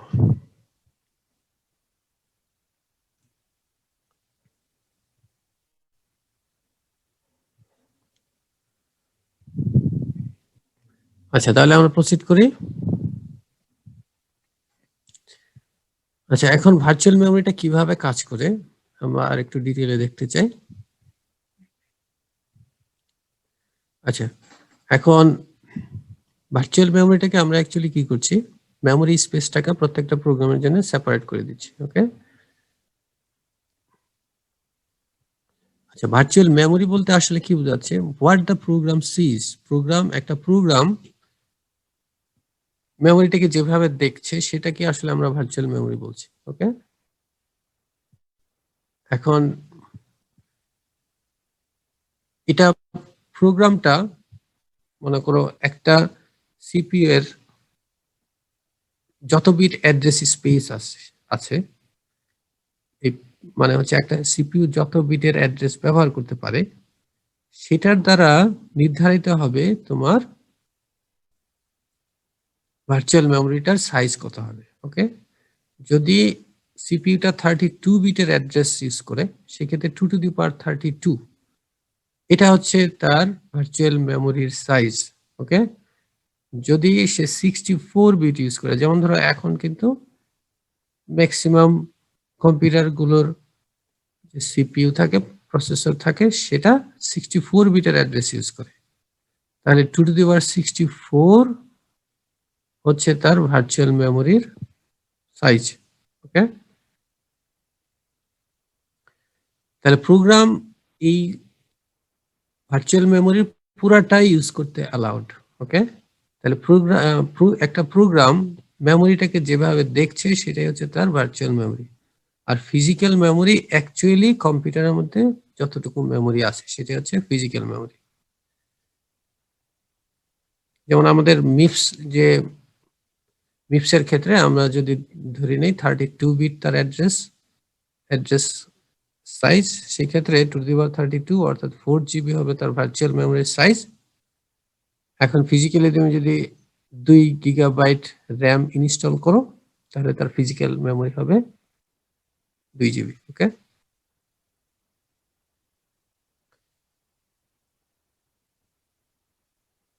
তাহলে যে অ্যাড্রেসটা প্রোগ্রাম সিপিইউ এর মাধ্যমে জেনারেট করছে সেটাই হচ্ছে তার ভার্চুয়াল অ্যাড্রেস, আর যে অ্যাড্রেসটা মেমোরিতে ট্রান্সফার হচ্ছে সেটা হচ্ছে ফিজিক্যাল অ্যাড্রেস।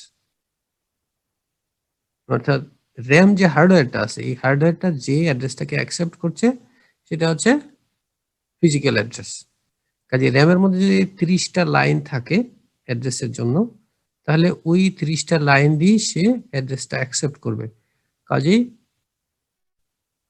ওই 30টা লাইন দিয়ে যে ভ্যালুটা যাবে সেটাই হচ্ছে তার physical address.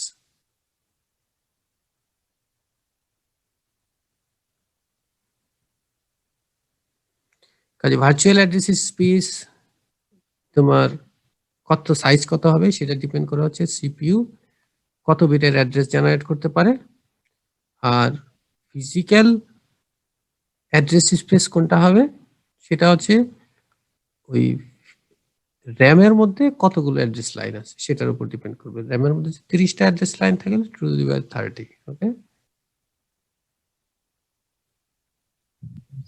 Sir virtual address কি হার্ড ডিস্ক স্পেসের চেয়ে বেশি মেমোরি লোকেট করতে পারবে? না, সেটা আসলে পারবে না, মানে সেক্ষেত্রে সমস্যা হতে পারে। যদি এমন হয় যে হার্ড ডিস্কের সাইজটা ছোট, ভার্চুয়াল মেমোরির ভার্চুয়াল অ্যাড্রেস স্পেসটা হার্ড ডিস্কের সাইজের চেয়েও বড়, বুঝতে পেরেছো? সেই ক্ষেত্রে কিছু কিছু অ্যাড্রেসে গিয়ে তো সে কোনো ডেটা পাবে না, ওকে, তখন প্রোগ্রামটা ক্র্যাশ করবে। কিন্তু অ্যাকচুয়ালি যেটা হয়, মনে করো 2^64, এটা কিন্তু বিশাল বড় একটা নাম্বার, জি স্যার, হার্ড ডিস্কটা এত বড় হয় না।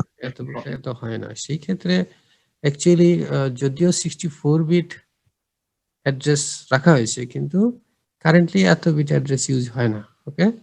এটা ওই কম্পিউটার সিস্টেমের মধ্যেই এই অ্যাড্রেসটাকে কারেন্টলি ছোট করে হয়তো 40 বিট বা এই ধরনের 40 বিট পর্যন্ত ইউজ করা হয়, বাকিগুলা মানে ইউজ করা হয় না, ওকে।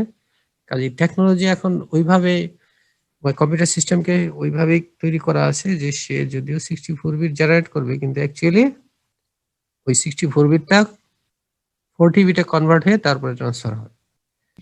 স্যার ওর ক্যাপাবিলিটি আছে কিন্তু ইউজ করবে না আর না, কি। ইউজ করবে না, এটা ভবিষ্যতের জন্য রাখা হয় আর কি। আচ্ছা, তাহলে দেখো,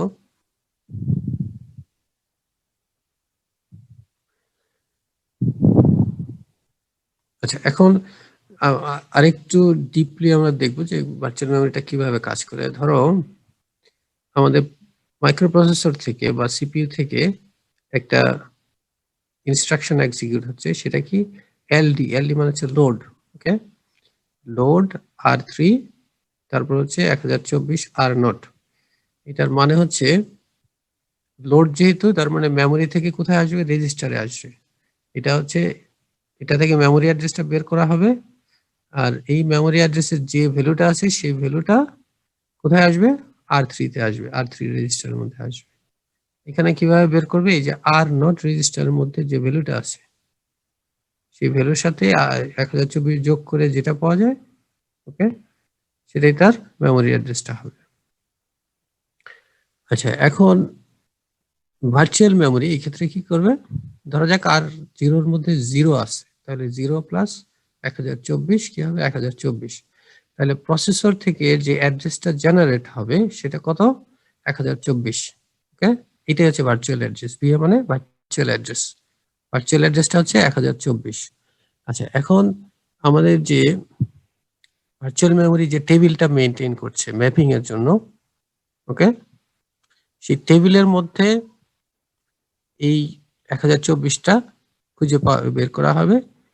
তো 1024-এর এগেইনস্টে কত আছে, 2, তাহলে অর্থাৎ এটা ভার্চুয়াল অ্যাড্রেস যদি 1024 হয়, তাহলে ফিজিক্যাল অ্যাড্রেস হবে 2, ওকে। কাজে এখান থেকে 2টা পাওয়া গেল, কাজে এই 2টাই হবে ফিজিক্যাল মেমোরির অ্যাড্রেস যার মধ্যে এই ডেটাটা আছে, ওকে। তার মানে এই ভার্চুয়াল অ্যাড্রেস 1024 ম্যাপ হলো কোথায়, ফিজিক্যাল অ্যাড্রেস 2-তে ম্যাপ হলো। এই 2 এর মধ্যে যে ডেটাটা থাকবে, যে কন্টেন্টটা থাকবে, সেই কন্টেন্টটাই তোমার ট্রান্সফার হবে কোথায়, এই R3-তে, ওকে। তাহলে এইভাবে ম্যাপিং এর কাজটা হচ্ছে। আচ্ছা, এখন দেখো এখানে এই যে টেবিলটা খেয়াল করো, এখানে যদি ভার্চুয়াল অ্যাড্রেস যদি 512 হয়, তাহলে ফিজিক্যাল অ্যাড্রেস কত, 12। তারপর মাইক্রোপ্রসেসর যদি 512 অ্যাড্রেসটা আসে, তাহলে মেইন মেমোরির কোন ফিজিক্যাল অ্যাড্রেসে যাবে, 12 নম্বর ফিজিক্যাল অ্যাড্রেসে যাবে, ওকে। তারপর ওইখান থেকে ডেটাটা অ্যাক্সেস করবে বা ডেটাটা ওইখানে গিয়ে রাইট হবে। আচ্ছা, এখন যদি ভার্চুয়াল অ্যাড্রেস যদি 786 হয়, সেক্ষেত্রে দেখো এখানে লেখা আছে ডিস্ক, তার মানে এই অ্যাড্রেসের যে কন্টেন্টটা, সেই কন্টেন্টটা মানে ভার্চুয়াল এই অ্যাড্রেসের যে কন্টেন্টটা সেটা কোথায় আছে, ডিস্কের মধ্যে আছে, ওকে। যদি এটা অ্যাক্সেস করতে হয় সেই ক্ষেত্রে ডিস্ক থেকে আগে মেমোরিতে নিয়ে আসতে হবে, ওকে। আমরা দেখি যে যদি 512 ভার্চুয়াল অ্যাড্রেস যদি 512 হয়, যেমন এখানে একটা লোড ইনস্ট্রাকশনে 512 অ্যাড্রেসটা দেওয়া হয়েছে, 512 যদি হয় তাহলে এটা ফিজিক্যাল অ্যাড্রেস 12-এ কনভার্ট হবে। এটা যদি 12 অ্যাড্রেস হয়, তাহলে এখান থেকে ডেটাটা R2-তে আসবে। আচ্ছা, এবার দেখো যদি এমন একটা ইনস্ট্রাকশন এক্সিকিউট হয়, যেমন ধরো এখানে দুইটা ভ্যালু লোড হলো, তারপর হচ্ছে অ্যাড হলো, তারপর আমরা আবার লোড করছি, সেটা কত, 786 থেকে, তাই না? 786 থেকে ডেটা লোড করতে যাচ্ছি R5 এ। এখন ভার্চুয়াল অ্যাড্রেস তাহলে 786, এটা টেবিলে গিয়ে দেখা গেল এটা আসলে ডিস্কে এই অ্যাড্রেসের কন্টেন্টটা, ভার্চুয়াল এই অ্যাড্রেসের কন্টেন্টটা ডিস্কে আছে। এবার সে কি করবে, ডিস্কে থেকে আগে কন্টেন্টটা কোথায় নিয়ে আসবে, মেইন মেমোরিতে নিয়ে আসবে। তাহলে মেইন মেমোরিতে আনার পরে মেইন মেমোরির কোথায় ঢোকাবে, যে জায়গায় খালি আছে সেই জায়গায় ঢোকাবে। এখন যদি খালি না থাকে তাহলে একটা অংশ খালি করবে, একটা অংশ হার্ড ডিস্কে পাঠিয়ে দিবে, পাঠিয়ে দিয়ে যে অংশটা খালি হলো সেই অংশে এই কন্টেন্টটা নিয়ে আসবে। আনার পরে এটার যে অ্যাড্রেসটা আছে সেই অ্যাড্রেসটা এখন কি করতে হবে, ম্যাপ করতে হবে, অর্থাৎ এখানে চেঞ্জ করতে হবে। এই ডিস্ক যে জায়গায় আছে সেই জায়গায় কি আসবে, এখন এই যে মেমোরির এই অ্যাড্রেসটা এখানে আসবে। ওকে, এটাকে বলা হচ্ছে আপডেট ট্রান্সলেশন ম্যাপ। তাহলে এটা এই ম্যাপিংটা এখন চেঞ্জ করতে হবে, যেহেতু এটা তোমার হার্ড ডিস্ক থেকে এখন মেইন মেমোরিতে এসছে। ঠিক একইভাবে যদি মেইন মেমোরি থেকে হার্ড ডিস্কে চলে যায় তখন কিন্তু এই অ্যাড্রেসগুলো, ফিজিক্যাল অ্যাড্রেসগুলো তখন আর থাকবে না। ওকে,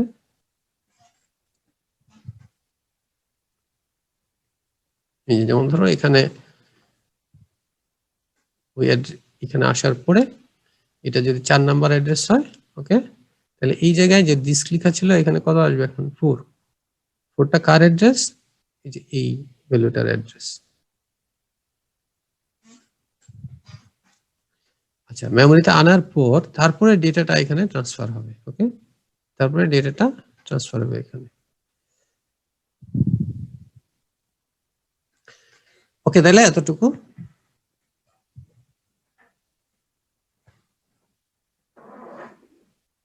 জি স্যার। এবার আমরা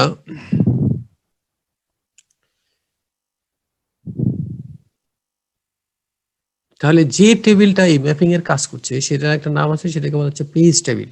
ওকে, যে টেবিলটা ম্যাপিং এর কাজ করছে সেটাকে বলা হচ্ছে পেজ টেবিল। আচ্ছা, তাহলে পেজ টেবিলের প্রত্যেকটা এন্ট্রিকে বলা হচ্ছে পেজ টেবিল এন্ট্রি বা পিটিই। পিটিই কোনটা, যেমন ধরো এটা হচ্ছে একটা পিটিই, ওকে, এটা আরেকটা পিটিই, এটা আরেকটা পিটিই, এখানে 3টা পিটিই আছে। পেজ টেবিল এন্ট্রি, 3টা এন্ট্রি আছে। তাহলে প্রত্যেকটা ভার্চুয়াল অ্যাড্রেসের জন্য আমাদের একটা করে এন্ট্রি এখানে আছে। বুঝতে পেরেছো? কারণ প্রসেসর যে অ্যাড্রেসগুলো জেনারেট করতে পারে সবগুলা অ্যাড্রেসের জন্য পেজ টেবিলের মধ্যে একটা করে এন্ট্রি দরকার।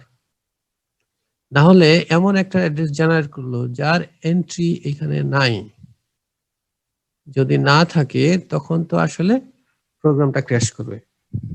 ওকে, কাজে কি হচ্ছে যে প্রসেসর যত অ্যাড্রেস জেনারেট করতে পারে, অর্থাৎ তার যে অ্যাড্রেস স্পেস আছে, অ্যাড্রেস স্পেসের প্রত্যেকটা অ্যাড্রেসের জন্য একটা করে এন্ট্রি লাগবে তোমার পেজ টেবিলের মধ্যে।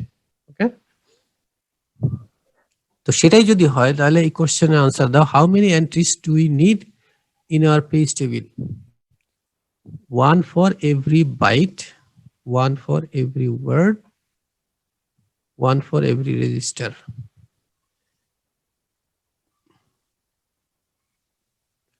ওয়ার্ড বলতে কি অ্যাড্রেস যেটা জেনারেট করছে ওটা? আচ্ছা,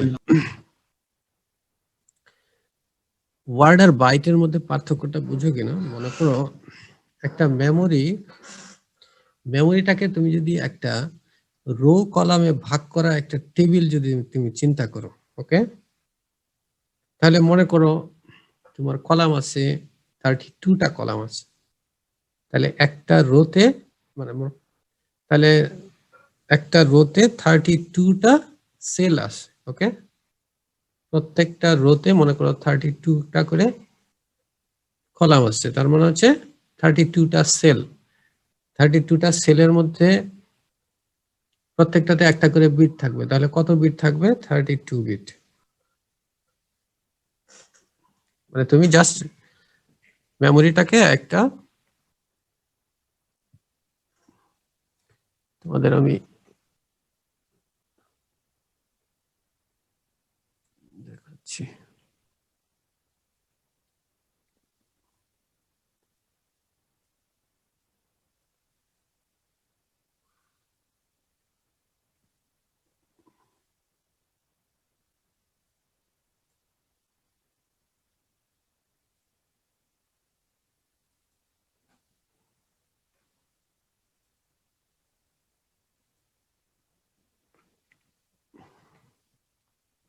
এটা হচ্ছে SRAM বা DRAM, এটা SRAM হোক বা DRAM যাই হোক, যে মেমোরির যে সেলগুলো এইভাবে থাকে, রো আর কলামে ভাগ করা থাকে। ওকে, এই যে দেখো এখানে মনে করো কয়টা আছে, 16টা আছে, তাই না? 16 বিট। তার মানে এখানে একটা রোতে 16টা বিট ধরবে। ওকে, এভাবে প্রত্যেকটা রোতে 16টা বিট আছে। আবার এখানে ওয়ার্ড বলতে যেটা বোঝানো হচ্ছে সেটা হচ্ছে এই র্যাম থেকে এট এ টাইম কয়টা বিট একসাথে বের হতে পারে। ওকে, মেমোরি থেকে এট এ টাইম যদি 32 বিট বের হয় তাহলে সেটা ওয়ার্ড হচ্ছে কত বিটের? 32 বিটের। যদি 16টা মেমোরির উপর বিট, ডিপেন্ড করে। হ্যাঁ, যদি 16টা বিট বের হয় একসাথে তাহলে হচ্ছে সেটা সেটার সেটা হচ্ছে 16 বিটের। ওকে, তার ওয়ার্ড সাইজ হচ্ছে 16। 64 বিট যদি বের হয় তাহলে 64 বিট। ওকে, অ্যাকচুয়ালি 64 বিট কম্পিউটার বলতে আসলে বোঝায় ডাটা বাসের সাইজটাই বোঝায়। মনে করো এখন ইন্টেল পেন্টিয়াম i7, এটা 64 বিট কম্পিউটার, তার মানে হচ্ছে 64 বিট ডেটা আসলে একসাথে মেমোরি থেকে ট্রান্সফার হইতে পারে সিপিইউতে। ওকে, এটাই হচ্ছে ডেটা বাসের সাইজ। ডেটা বাস মানে কি? ডেটা বাস মানে হচ্ছে যে লাইনগুলা দিয়ে ডেটাটা ট্রান্সফার হয়, এটা হচ্ছে ডেটা বাস। তো ডেটা বাস, যেমন ধরো এখানে বলা হচ্ছে 8 বিট আউটপুট, তার মানে বা 8 বিট ডেটা বাস। ওকে, এটার মানে হচ্ছে এট এ টাইম এই যে ট্রান্সফার হবে কত? 8 বিট একসাথে ট্রান্সফার হবে। তাহলে ডেটাবেসের সাইজটা 64 বিট, তার মানে 64 বিট ডেটা একসাথে ট্রান্সফার হতে পারে। এটাই হচ্ছে তোমার ওয়ার্ড সাইজ। তাহলে কারেন্টলি কম্পিউটার গুলার ওয়ার্ড সাইজ হচ্ছে 64। জি স্যার, বুঝছি। আচ্ছা, তাহলে দেখো একটা মেমোরি থেকে এট এ টাইম একটা করে ওয়ার্ড তুমি অ্যাক্সেস করতে পারবে। এট এ টাইম একটা ওয়ার্ড অ্যাক্সেস করতে পারবে।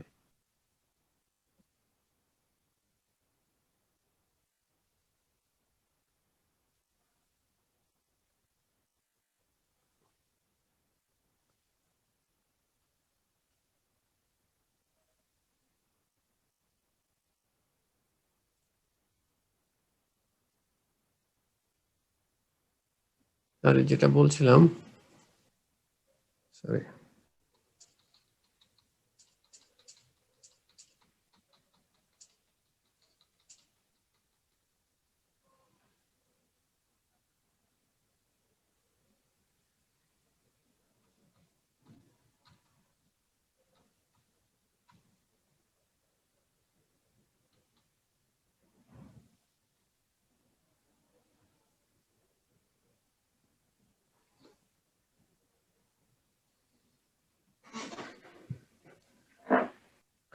আচ্ছা দেখো তাহলে আমাদের কতগুলো আমাদের কোশ্চেন যেটা ছিল, how many entries do we need in our page table? Page টেবিলের মধ্যে কতগুলো এন্ট্রি আমাদের দরকার?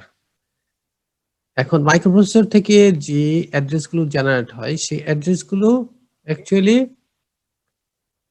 মেমোরির একটা করে ওয়ার্ড সে অ্যাক্সেস করতে পারে। ওকে, সেই জন্য প্রত্যেকটা ওয়ার্ডের জন্য তোমার একটা করে এন্ট্রি দরকার। এখানে এন্ট্রি দরকার হচ্ছে কত? যেহেতু একটা ওয়ার্ড একসাথে ফিজিক্যাল মেমোরি থেকে ট্রান্সফার হতে পারবে প্রসেসরে, কাজে এই প্রসেসর যে অ্যাড্রেসটা দিবে সেই অ্যাড্রেসটা আসলে কার জন্য? একটা ওয়ার্ডের জন্য। ওকে, তাহলে এই পেজ টেবিলের মধ্যে প্রত্যেকটা ওয়ার্ডের জন্য একটা করে এন্ট্রি লাগবে, অর্থাৎ প্রসেসর তোমার যে অ্যাড্রেসটা দিচ্ছে একটা ওয়ার্ডের জন্য। ওকে,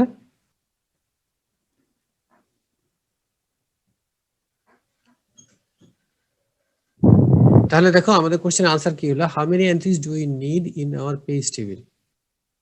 আমাদের অ্যাড্রেস বিট আছে 32টা। মিপস এর কথা আমরা যেহেতু বলছি, অ্যাড্রেস বিট আছে কত? 32 বিট। এখন 32 বিট অ্যাড্রেস মানে হচ্ছে অ্যাকচুয়ালি প্রত্যেকটা বাইটকে ইন্ডিকেট করে। ওকে, আচ্ছা জিনিসটা আবার বলি আমি। ধরো অ্যাকচুয়ালি প্রসেসর থেকে যে অ্যাড্রেসটা জেনারেট হচ্ছে সেই অ্যাড্রেসটা হচ্ছে তোমার একটা বাইটকে ইন্ডিকেট করে, নট তোমার একটা ওয়ার্ড। প্রসেসর যে অ্যাড্রেসটা দিচ্ছে একটা বাইটের জন্য অ্যাড্রেসটা দিচ্ছে। এখন আমাদের পেজ টেবিলের মধ্যে প্রত্যেকটা বাইটের জন্য আমাদের এন্ট্রি দরকার নাই, আমাদের দরকার হচ্ছে প্রত্যেকটা ওয়ার্ডের জন্য একটা করে এন্ট্রি দরকার। তো এর ক্ষেত্রে তোমার মিপস এর ক্ষেত্রে একটা ওয়ার্ডের সাইজ হচ্ছে 32 বিট, একটা ওয়ার্ডের সাইজ হচ্ছে 32 বিট। যেহেতু 32 বিট তার মানে কতগুলা ওয়ার্ড অ্যাকচুয়ালি আছে, সে অ্যাড্রেস বিট দিচ্ছে 32। দেখো 1 ফর এভরি বাইট যদি হয় তাহলে কি 2 টু দি পাওয়ার 32 এতগুলো অ্যাড্রেসে ইন্ডিভিজুয়াল অ্যাড্রেসে জেনারেট করতে পারছে। ওকে, কিন্তু প্রত্যেকটা অ্যাড্রেসের জন্য আমাদের পেজ টেবিলে এন্ট্রি রাখার দরকার নেই, আমাদের দরকার হচ্ছে প্রত্যেকটা ওয়ার্ডের জন্য। এখন প্রত্যেকটা কত ওয়ার্ডে তাহলে একটা, কত বাইটে একটা ওয়ার্ড, এখানে হচ্ছে 32 বিট না, 32 বিটে একটা ওয়ার্ড, 32 বিটে একটা ওয়ার্ড মানে হচ্ছে 4 বাইটে একটা ওয়ার্ড। ওকে, তাহলে 2 টু দি পাওয়ার 32 কে তুমি যদি 4 দিয়ে ভাগ করো তাহলে অতগুলো ওয়ার্ড তুমি পাবে। ওকে, অর্থাৎ 2 টু দি পাওয়ার 32 কে যদি 4 দিয়ে ভাগ করো কত হবে, 2 টু দি পাওয়ার 30 হবে, 2 টু দি পাওয়ার 30। তার মানে কতগুলা ওয়ার্ড সে, কতগুলা ওয়ার্ড সে তোমার মানে অ্যাক্সেস করতে পারবে, সেটা হচ্ছে 2 টু দি পাওয়ার 30। তাহলে প্রত্যেকটা ওয়ার্ডের জন্য আমরা করে যদি একটা করে এন্ট্রি রাখি, আমাদের কতগুলো 2 টু দি পাওয়ার 30 এন্ট্রি আমাদের রাখতে হবে পেজ টেবিলের মধ্যে। ওকে, তাহলে each entry needs the physical address which is 32 bits, so that's 1 GB of memory for the page table alone. আচ্ছা, এখন এবার বলো যদি প্রত্যেকটা ওয়ার্ডের জন্য আমরা একটা এন্ট্রি রাখি সেই ক্ষেত্রে পেজ টেবিলের সাইজটা কত হবে? প্রত্যেকটা ওয়ার্ডের জন্য আমরা একটা এন্ট্রি রাখছি, এখন কতগুলা এন্ট্রি হবে?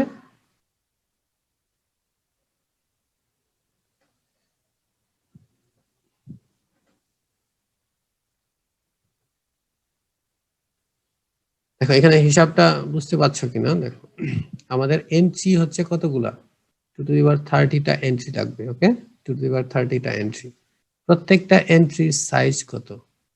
প্রত্যেকটা এন্ট্রির সাইজ আমরা ধরে নিচ্ছি 32 বিট। যদি 32 বিট হয়, প্রত্যেকটা এন্ট্রির সাইজ যদি 32 বিট হয়, তো সেই ক্ষেত্রে 2 টু দি পাওয়ার 30 ইনটু 32। ওকে, তাহলে দেখো কত হয়, তাহলে সেই ক্ষেত্রে হচ্ছে সেটা যদি হিসাব করো সেটা হবে কত, 1 জিবি হবে। তাহলে 1 জিবি কিসের জন্য? তোমার 1 জিবি লাগছে পেজ টেবিলের জন্য, ইটসেলফ পেজ টেবিলের জন্য 1 জিবি লাগছে। এখন মেমোরি, তোমার মেইন মেমোরি ফিজিক্যাল মেমোরি যদি 2 জিবি হয় তাহলে 1 জিবি তোমার লাগছে কিসের জন্য? পেজ টেবিলের জন্য, যেটা আসলে তোমার এটা প্র্যাকটিক্যাল না। আমার কথা বুঝতে পারলে কিনা? আমরা প্রত্যেকটা ওয়ার্ডের জন্য পেজ টেবিলে যদি একটা করে এন্ট্রি ধরি, ওকে, তাহলে আমাদের কত, 2 টু দি পাওয়ার 30টা এন্ট্রি হবে। এখন 2 টু দি পাওয়ার 30 এন্ট্রি, প্রত্যেকটা এন্ট্রির সাইজ আমরা ধরি যদি 32 বিট, তাহলে 2 টু দি পাওয়ার 30 ইনটু 32,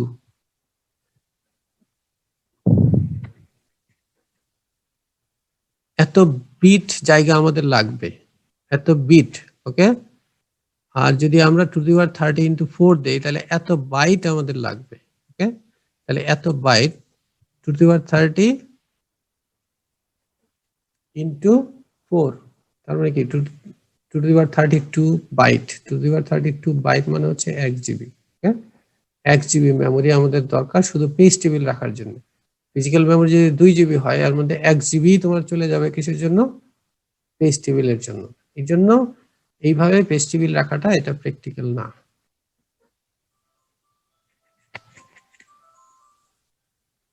আচ্ছা, এবার তাহলে দেখো উপায়টা কি।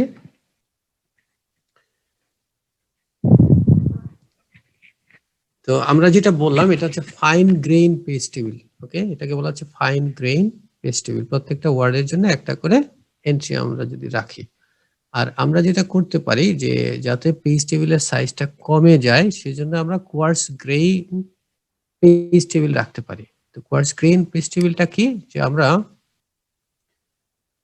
কি করব, এই যে মেইন মেমোরি যেটা আছে মেইন মেমোরিটাকে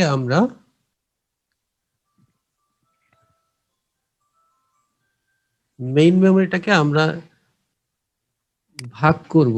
ওকে, পেজে ভাগ করব। মেইন মেমোরিটাকে আমরা পেজে ভাগ করব। প্রত্যেকটা পেজের সাইজ হচ্ছে 4 কিলোবাইট। ওকে, এখন তারপরে আমরা কি করব যে প্রত্যেকটা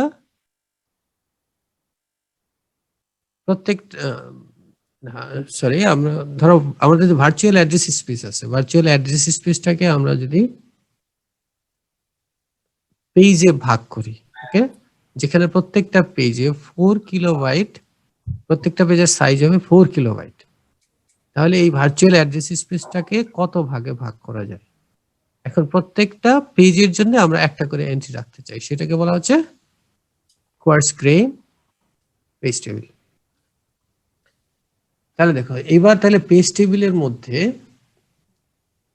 আমরা যদি একটা পেজ যদি আমাদের 4 কিলোবাইটের হয়, ওকে, তাহলে 0 থেকে 4095 এতগুলো অ্যাড্রেসের জন্য আমাদের একটা এন্ট্রি। ওকে, এতগুলো অ্যাড্রেসের জন্য আমাদের একটা এন্ট্রি।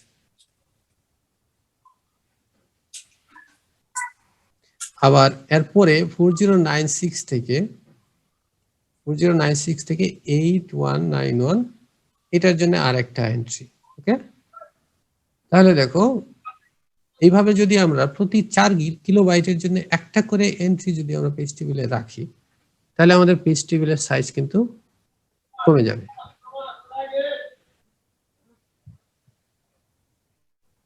তো কত কমবে সেই ক্ষেত্রে, সেটা হচ্ছে এই যে 4 কিলোবাইট দিয়ে যদি তুমি ভাগ করো, তাহলে যত সাইজ হবে সেটাই হচ্ছে তার পেজ টেবিলের সাইজ। আর প্রত্যেকটা এন্ট্রি তখন 4 kilobyte memory, physical memory 4 kilobyte জায়গা সে কভার করবে। এটাই বলা হচ্ছে যে আমাদের কি হচ্ছে, মাইক্রোপ্রসেসর থেকে যে অ্যাড্রেস গুলো বের হচ্ছে প্রত্যেকটা অ্যাড্রেসকে আমাদের ট্রান্সলেট করতে হবে। ওকে, এখন our programs have 32-bit virtual address space. That is 2 to the power 30 words that need page table entry, অর্থাৎ 1 বিলিয়ন এন্ট্রি, মানে হচ্ছে 1 গিগাবাইট মেমোরি দরকার যদি আমরা প্রত্যেকটা ওয়ার্ডকে অ্যাড্রেস করতে চাই। প্রত্যেকটা ওয়ার্ডের জন্য যদি আমরা একটা করে এন্ট্রি দিতে চাই, তো সেই ক্ষেত্রে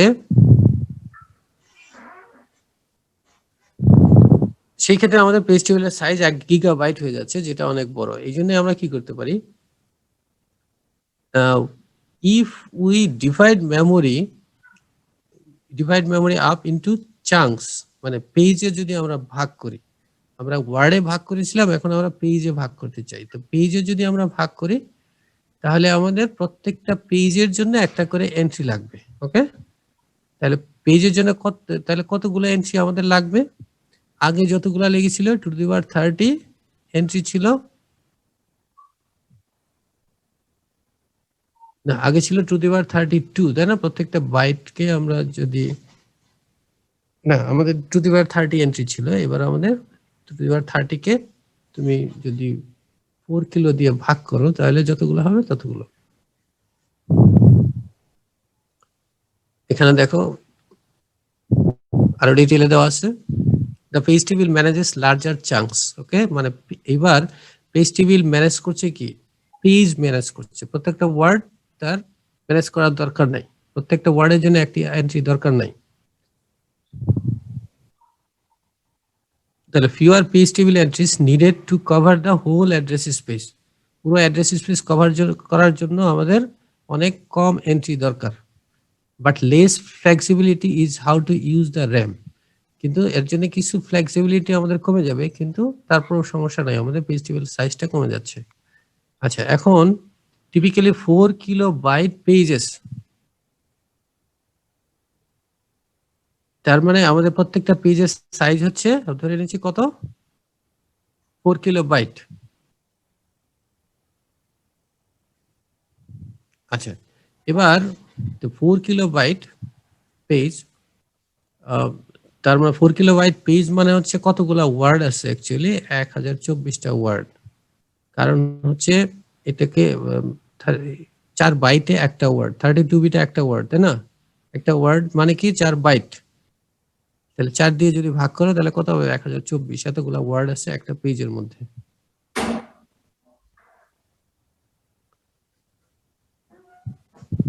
তো টিপিক্যালি কোনো কোনো ক্ষেত্রে, কোনো কোনো কম্পিউটার সিস্টেমের ক্ষেত্রে একটা পেজের সাইজ 2 মেগাবাইট পর্যন্ত হতে পারে। ওকে, মিপস এর ক্ষেত্রে এটা 4 কিলোবাইট হচ্ছে একটা পেজের সাইজ, কিন্তু কোনো কোনো কম্পিউটার সিস্টেমের ক্ষেত্রে 2 মেগাবাইট পর্যন্ত এক একটা পেজের সাইজ হতে পারে।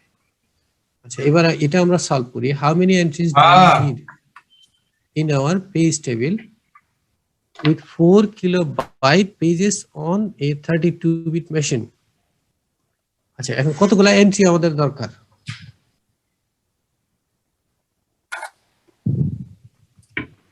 তাহলে আমাদের যেটা দরকার সেটা হচ্ছে কত, দেখো 4 কিলোবাইট পেজ, তাই না? 4 কিলোবাইট পেজ এর জন্য আমাদের 4 কিলোবাইট পেজ মানে হচ্ছে একটা পেজের মধ্যে 4 কিলোবাইট ডেটা আছে। ওকে, আর তুমি যদি এটাকে 4 দিয়ে ভাগ করো, অর্থাৎ একটা ওয়ার্ডের সাইজ হচ্ছে 4 বাইট, 4 দিয়ে যদি ভাগ করো তাহলে ওয়ার্ড কতগুলো ওয়ার্ড আছে একটা পেজে, 1024টা ওয়ার্ড। এই জন্য 1 ফর এভরি 1024 ওয়ার্ডস। ওকে, তাহলে এত ওয়ার্ডের জন্য আমাদের এন্ট্রি দরকার হচ্ছে একটা, তার মানে আমাদের দরকার রাফলি 1 মিলিয়ন এন্ট্রি দরকার। Okay, with 4 kilobyte pages we have 1024 words per page. এক পেজের মধ্যে 1024টা ওয়ার্ড আছে, that means we need 1 page table entry for every 1024 word. Okay, 1024 প্রতি 1024 ওয়ার্ডের জন্য একটা করে এন্ট্রি দরকার। In total we have 1 billion words, so 1 billion ভাগ 1024, আমাদের 2 টু দি পাওয়ার 32, তাই না? 2 টু দি পাওয়ার 32টা অ্যাড্রেস জেনারেট করতে পারে সে। আর যদি আমরা ওয়ার্ড হিসাবে ধরি 2 টু দি পাওয়ার 30টা ওয়ার্ড সে জেনারেট করতে পারে। 2 টু দি পাওয়ার 30 কে তুমি যদি এই 1024 দিয়ে ভাগ করো তাহলে যেটা পাবে সেটাই হচ্ছে ইয়ার size. Okay, page table, number of page table entry.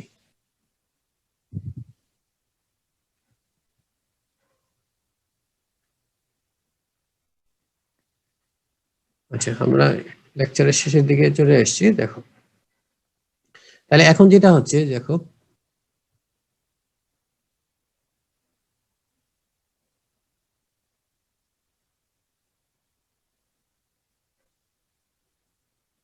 আচ্ছা, এখন তাহলে যেটা হচ্ছে আমাদের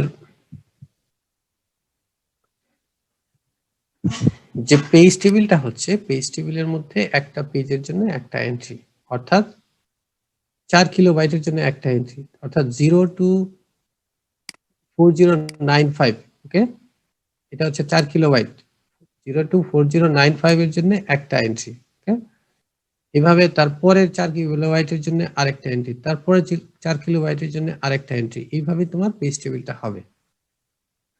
আচ্ছা, এবার দেখো,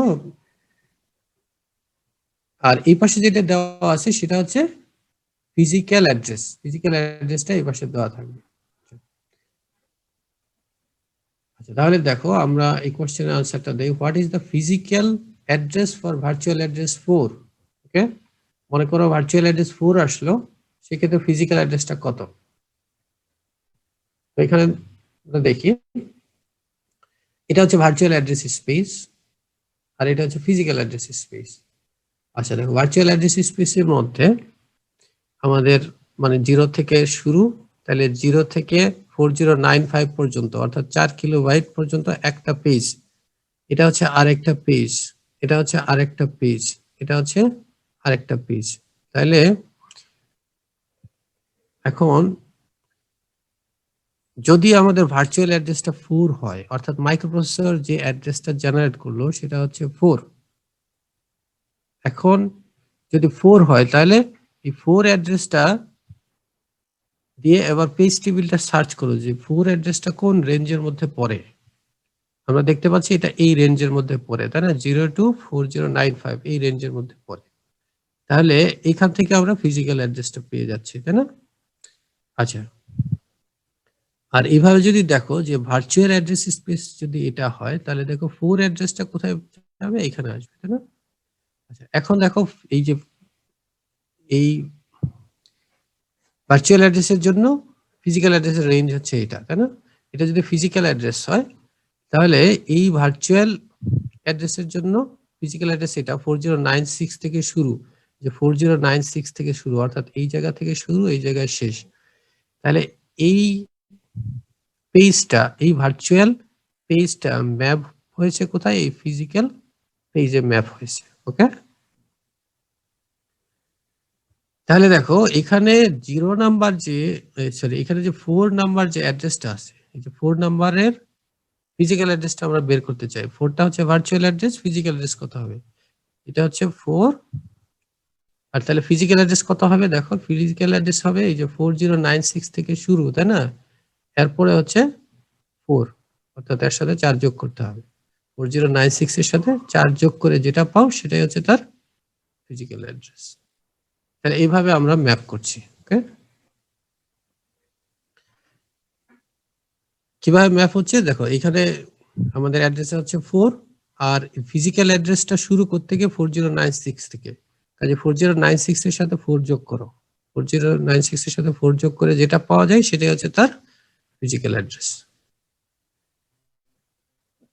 দেখো তো কোনো কোশ্চেন থাকলে বলো এখানে।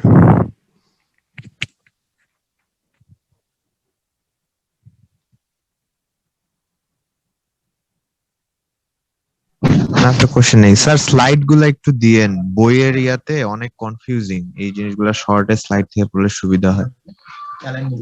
আচ্ছা ঠিক আছে, আমি স্লাইডটা দিয়ে দিব, তো এটা আবার ধরো কন্টিনিউয়াসলি চেঞ্জ হবে আর কি। তোমরা যতটুকু আছে ততটুকু আমি দিয়ে দিই, তারপরে ফাইনালি তোমরা এটা স্লাইডটা ফাইনাল করার পরে তখন আরেকটা কপি পাবে আর কি। ওকে, তাহলে কোনো কোশ্চেন নাই? না স্যার। আচ্ছা, তাহলে আজকে শেষ করে দিই। তো কালকে ক্লাসটা কখন করবো? কালকে অবশ্য আমার 1টা পর্যন্ত মিটিং আছে, বিকেলেও তো মিটিং। আচ্ছা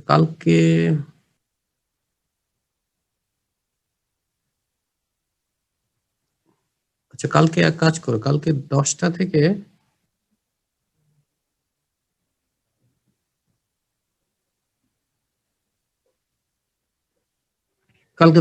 ক্লাস করো। হ্যাঁ, 10টা থেকে মোটামুটি 1.5 ঘন্টা ক্লাস হবে। ঠিক আছে স্যার, জানাই দেবো কালকে।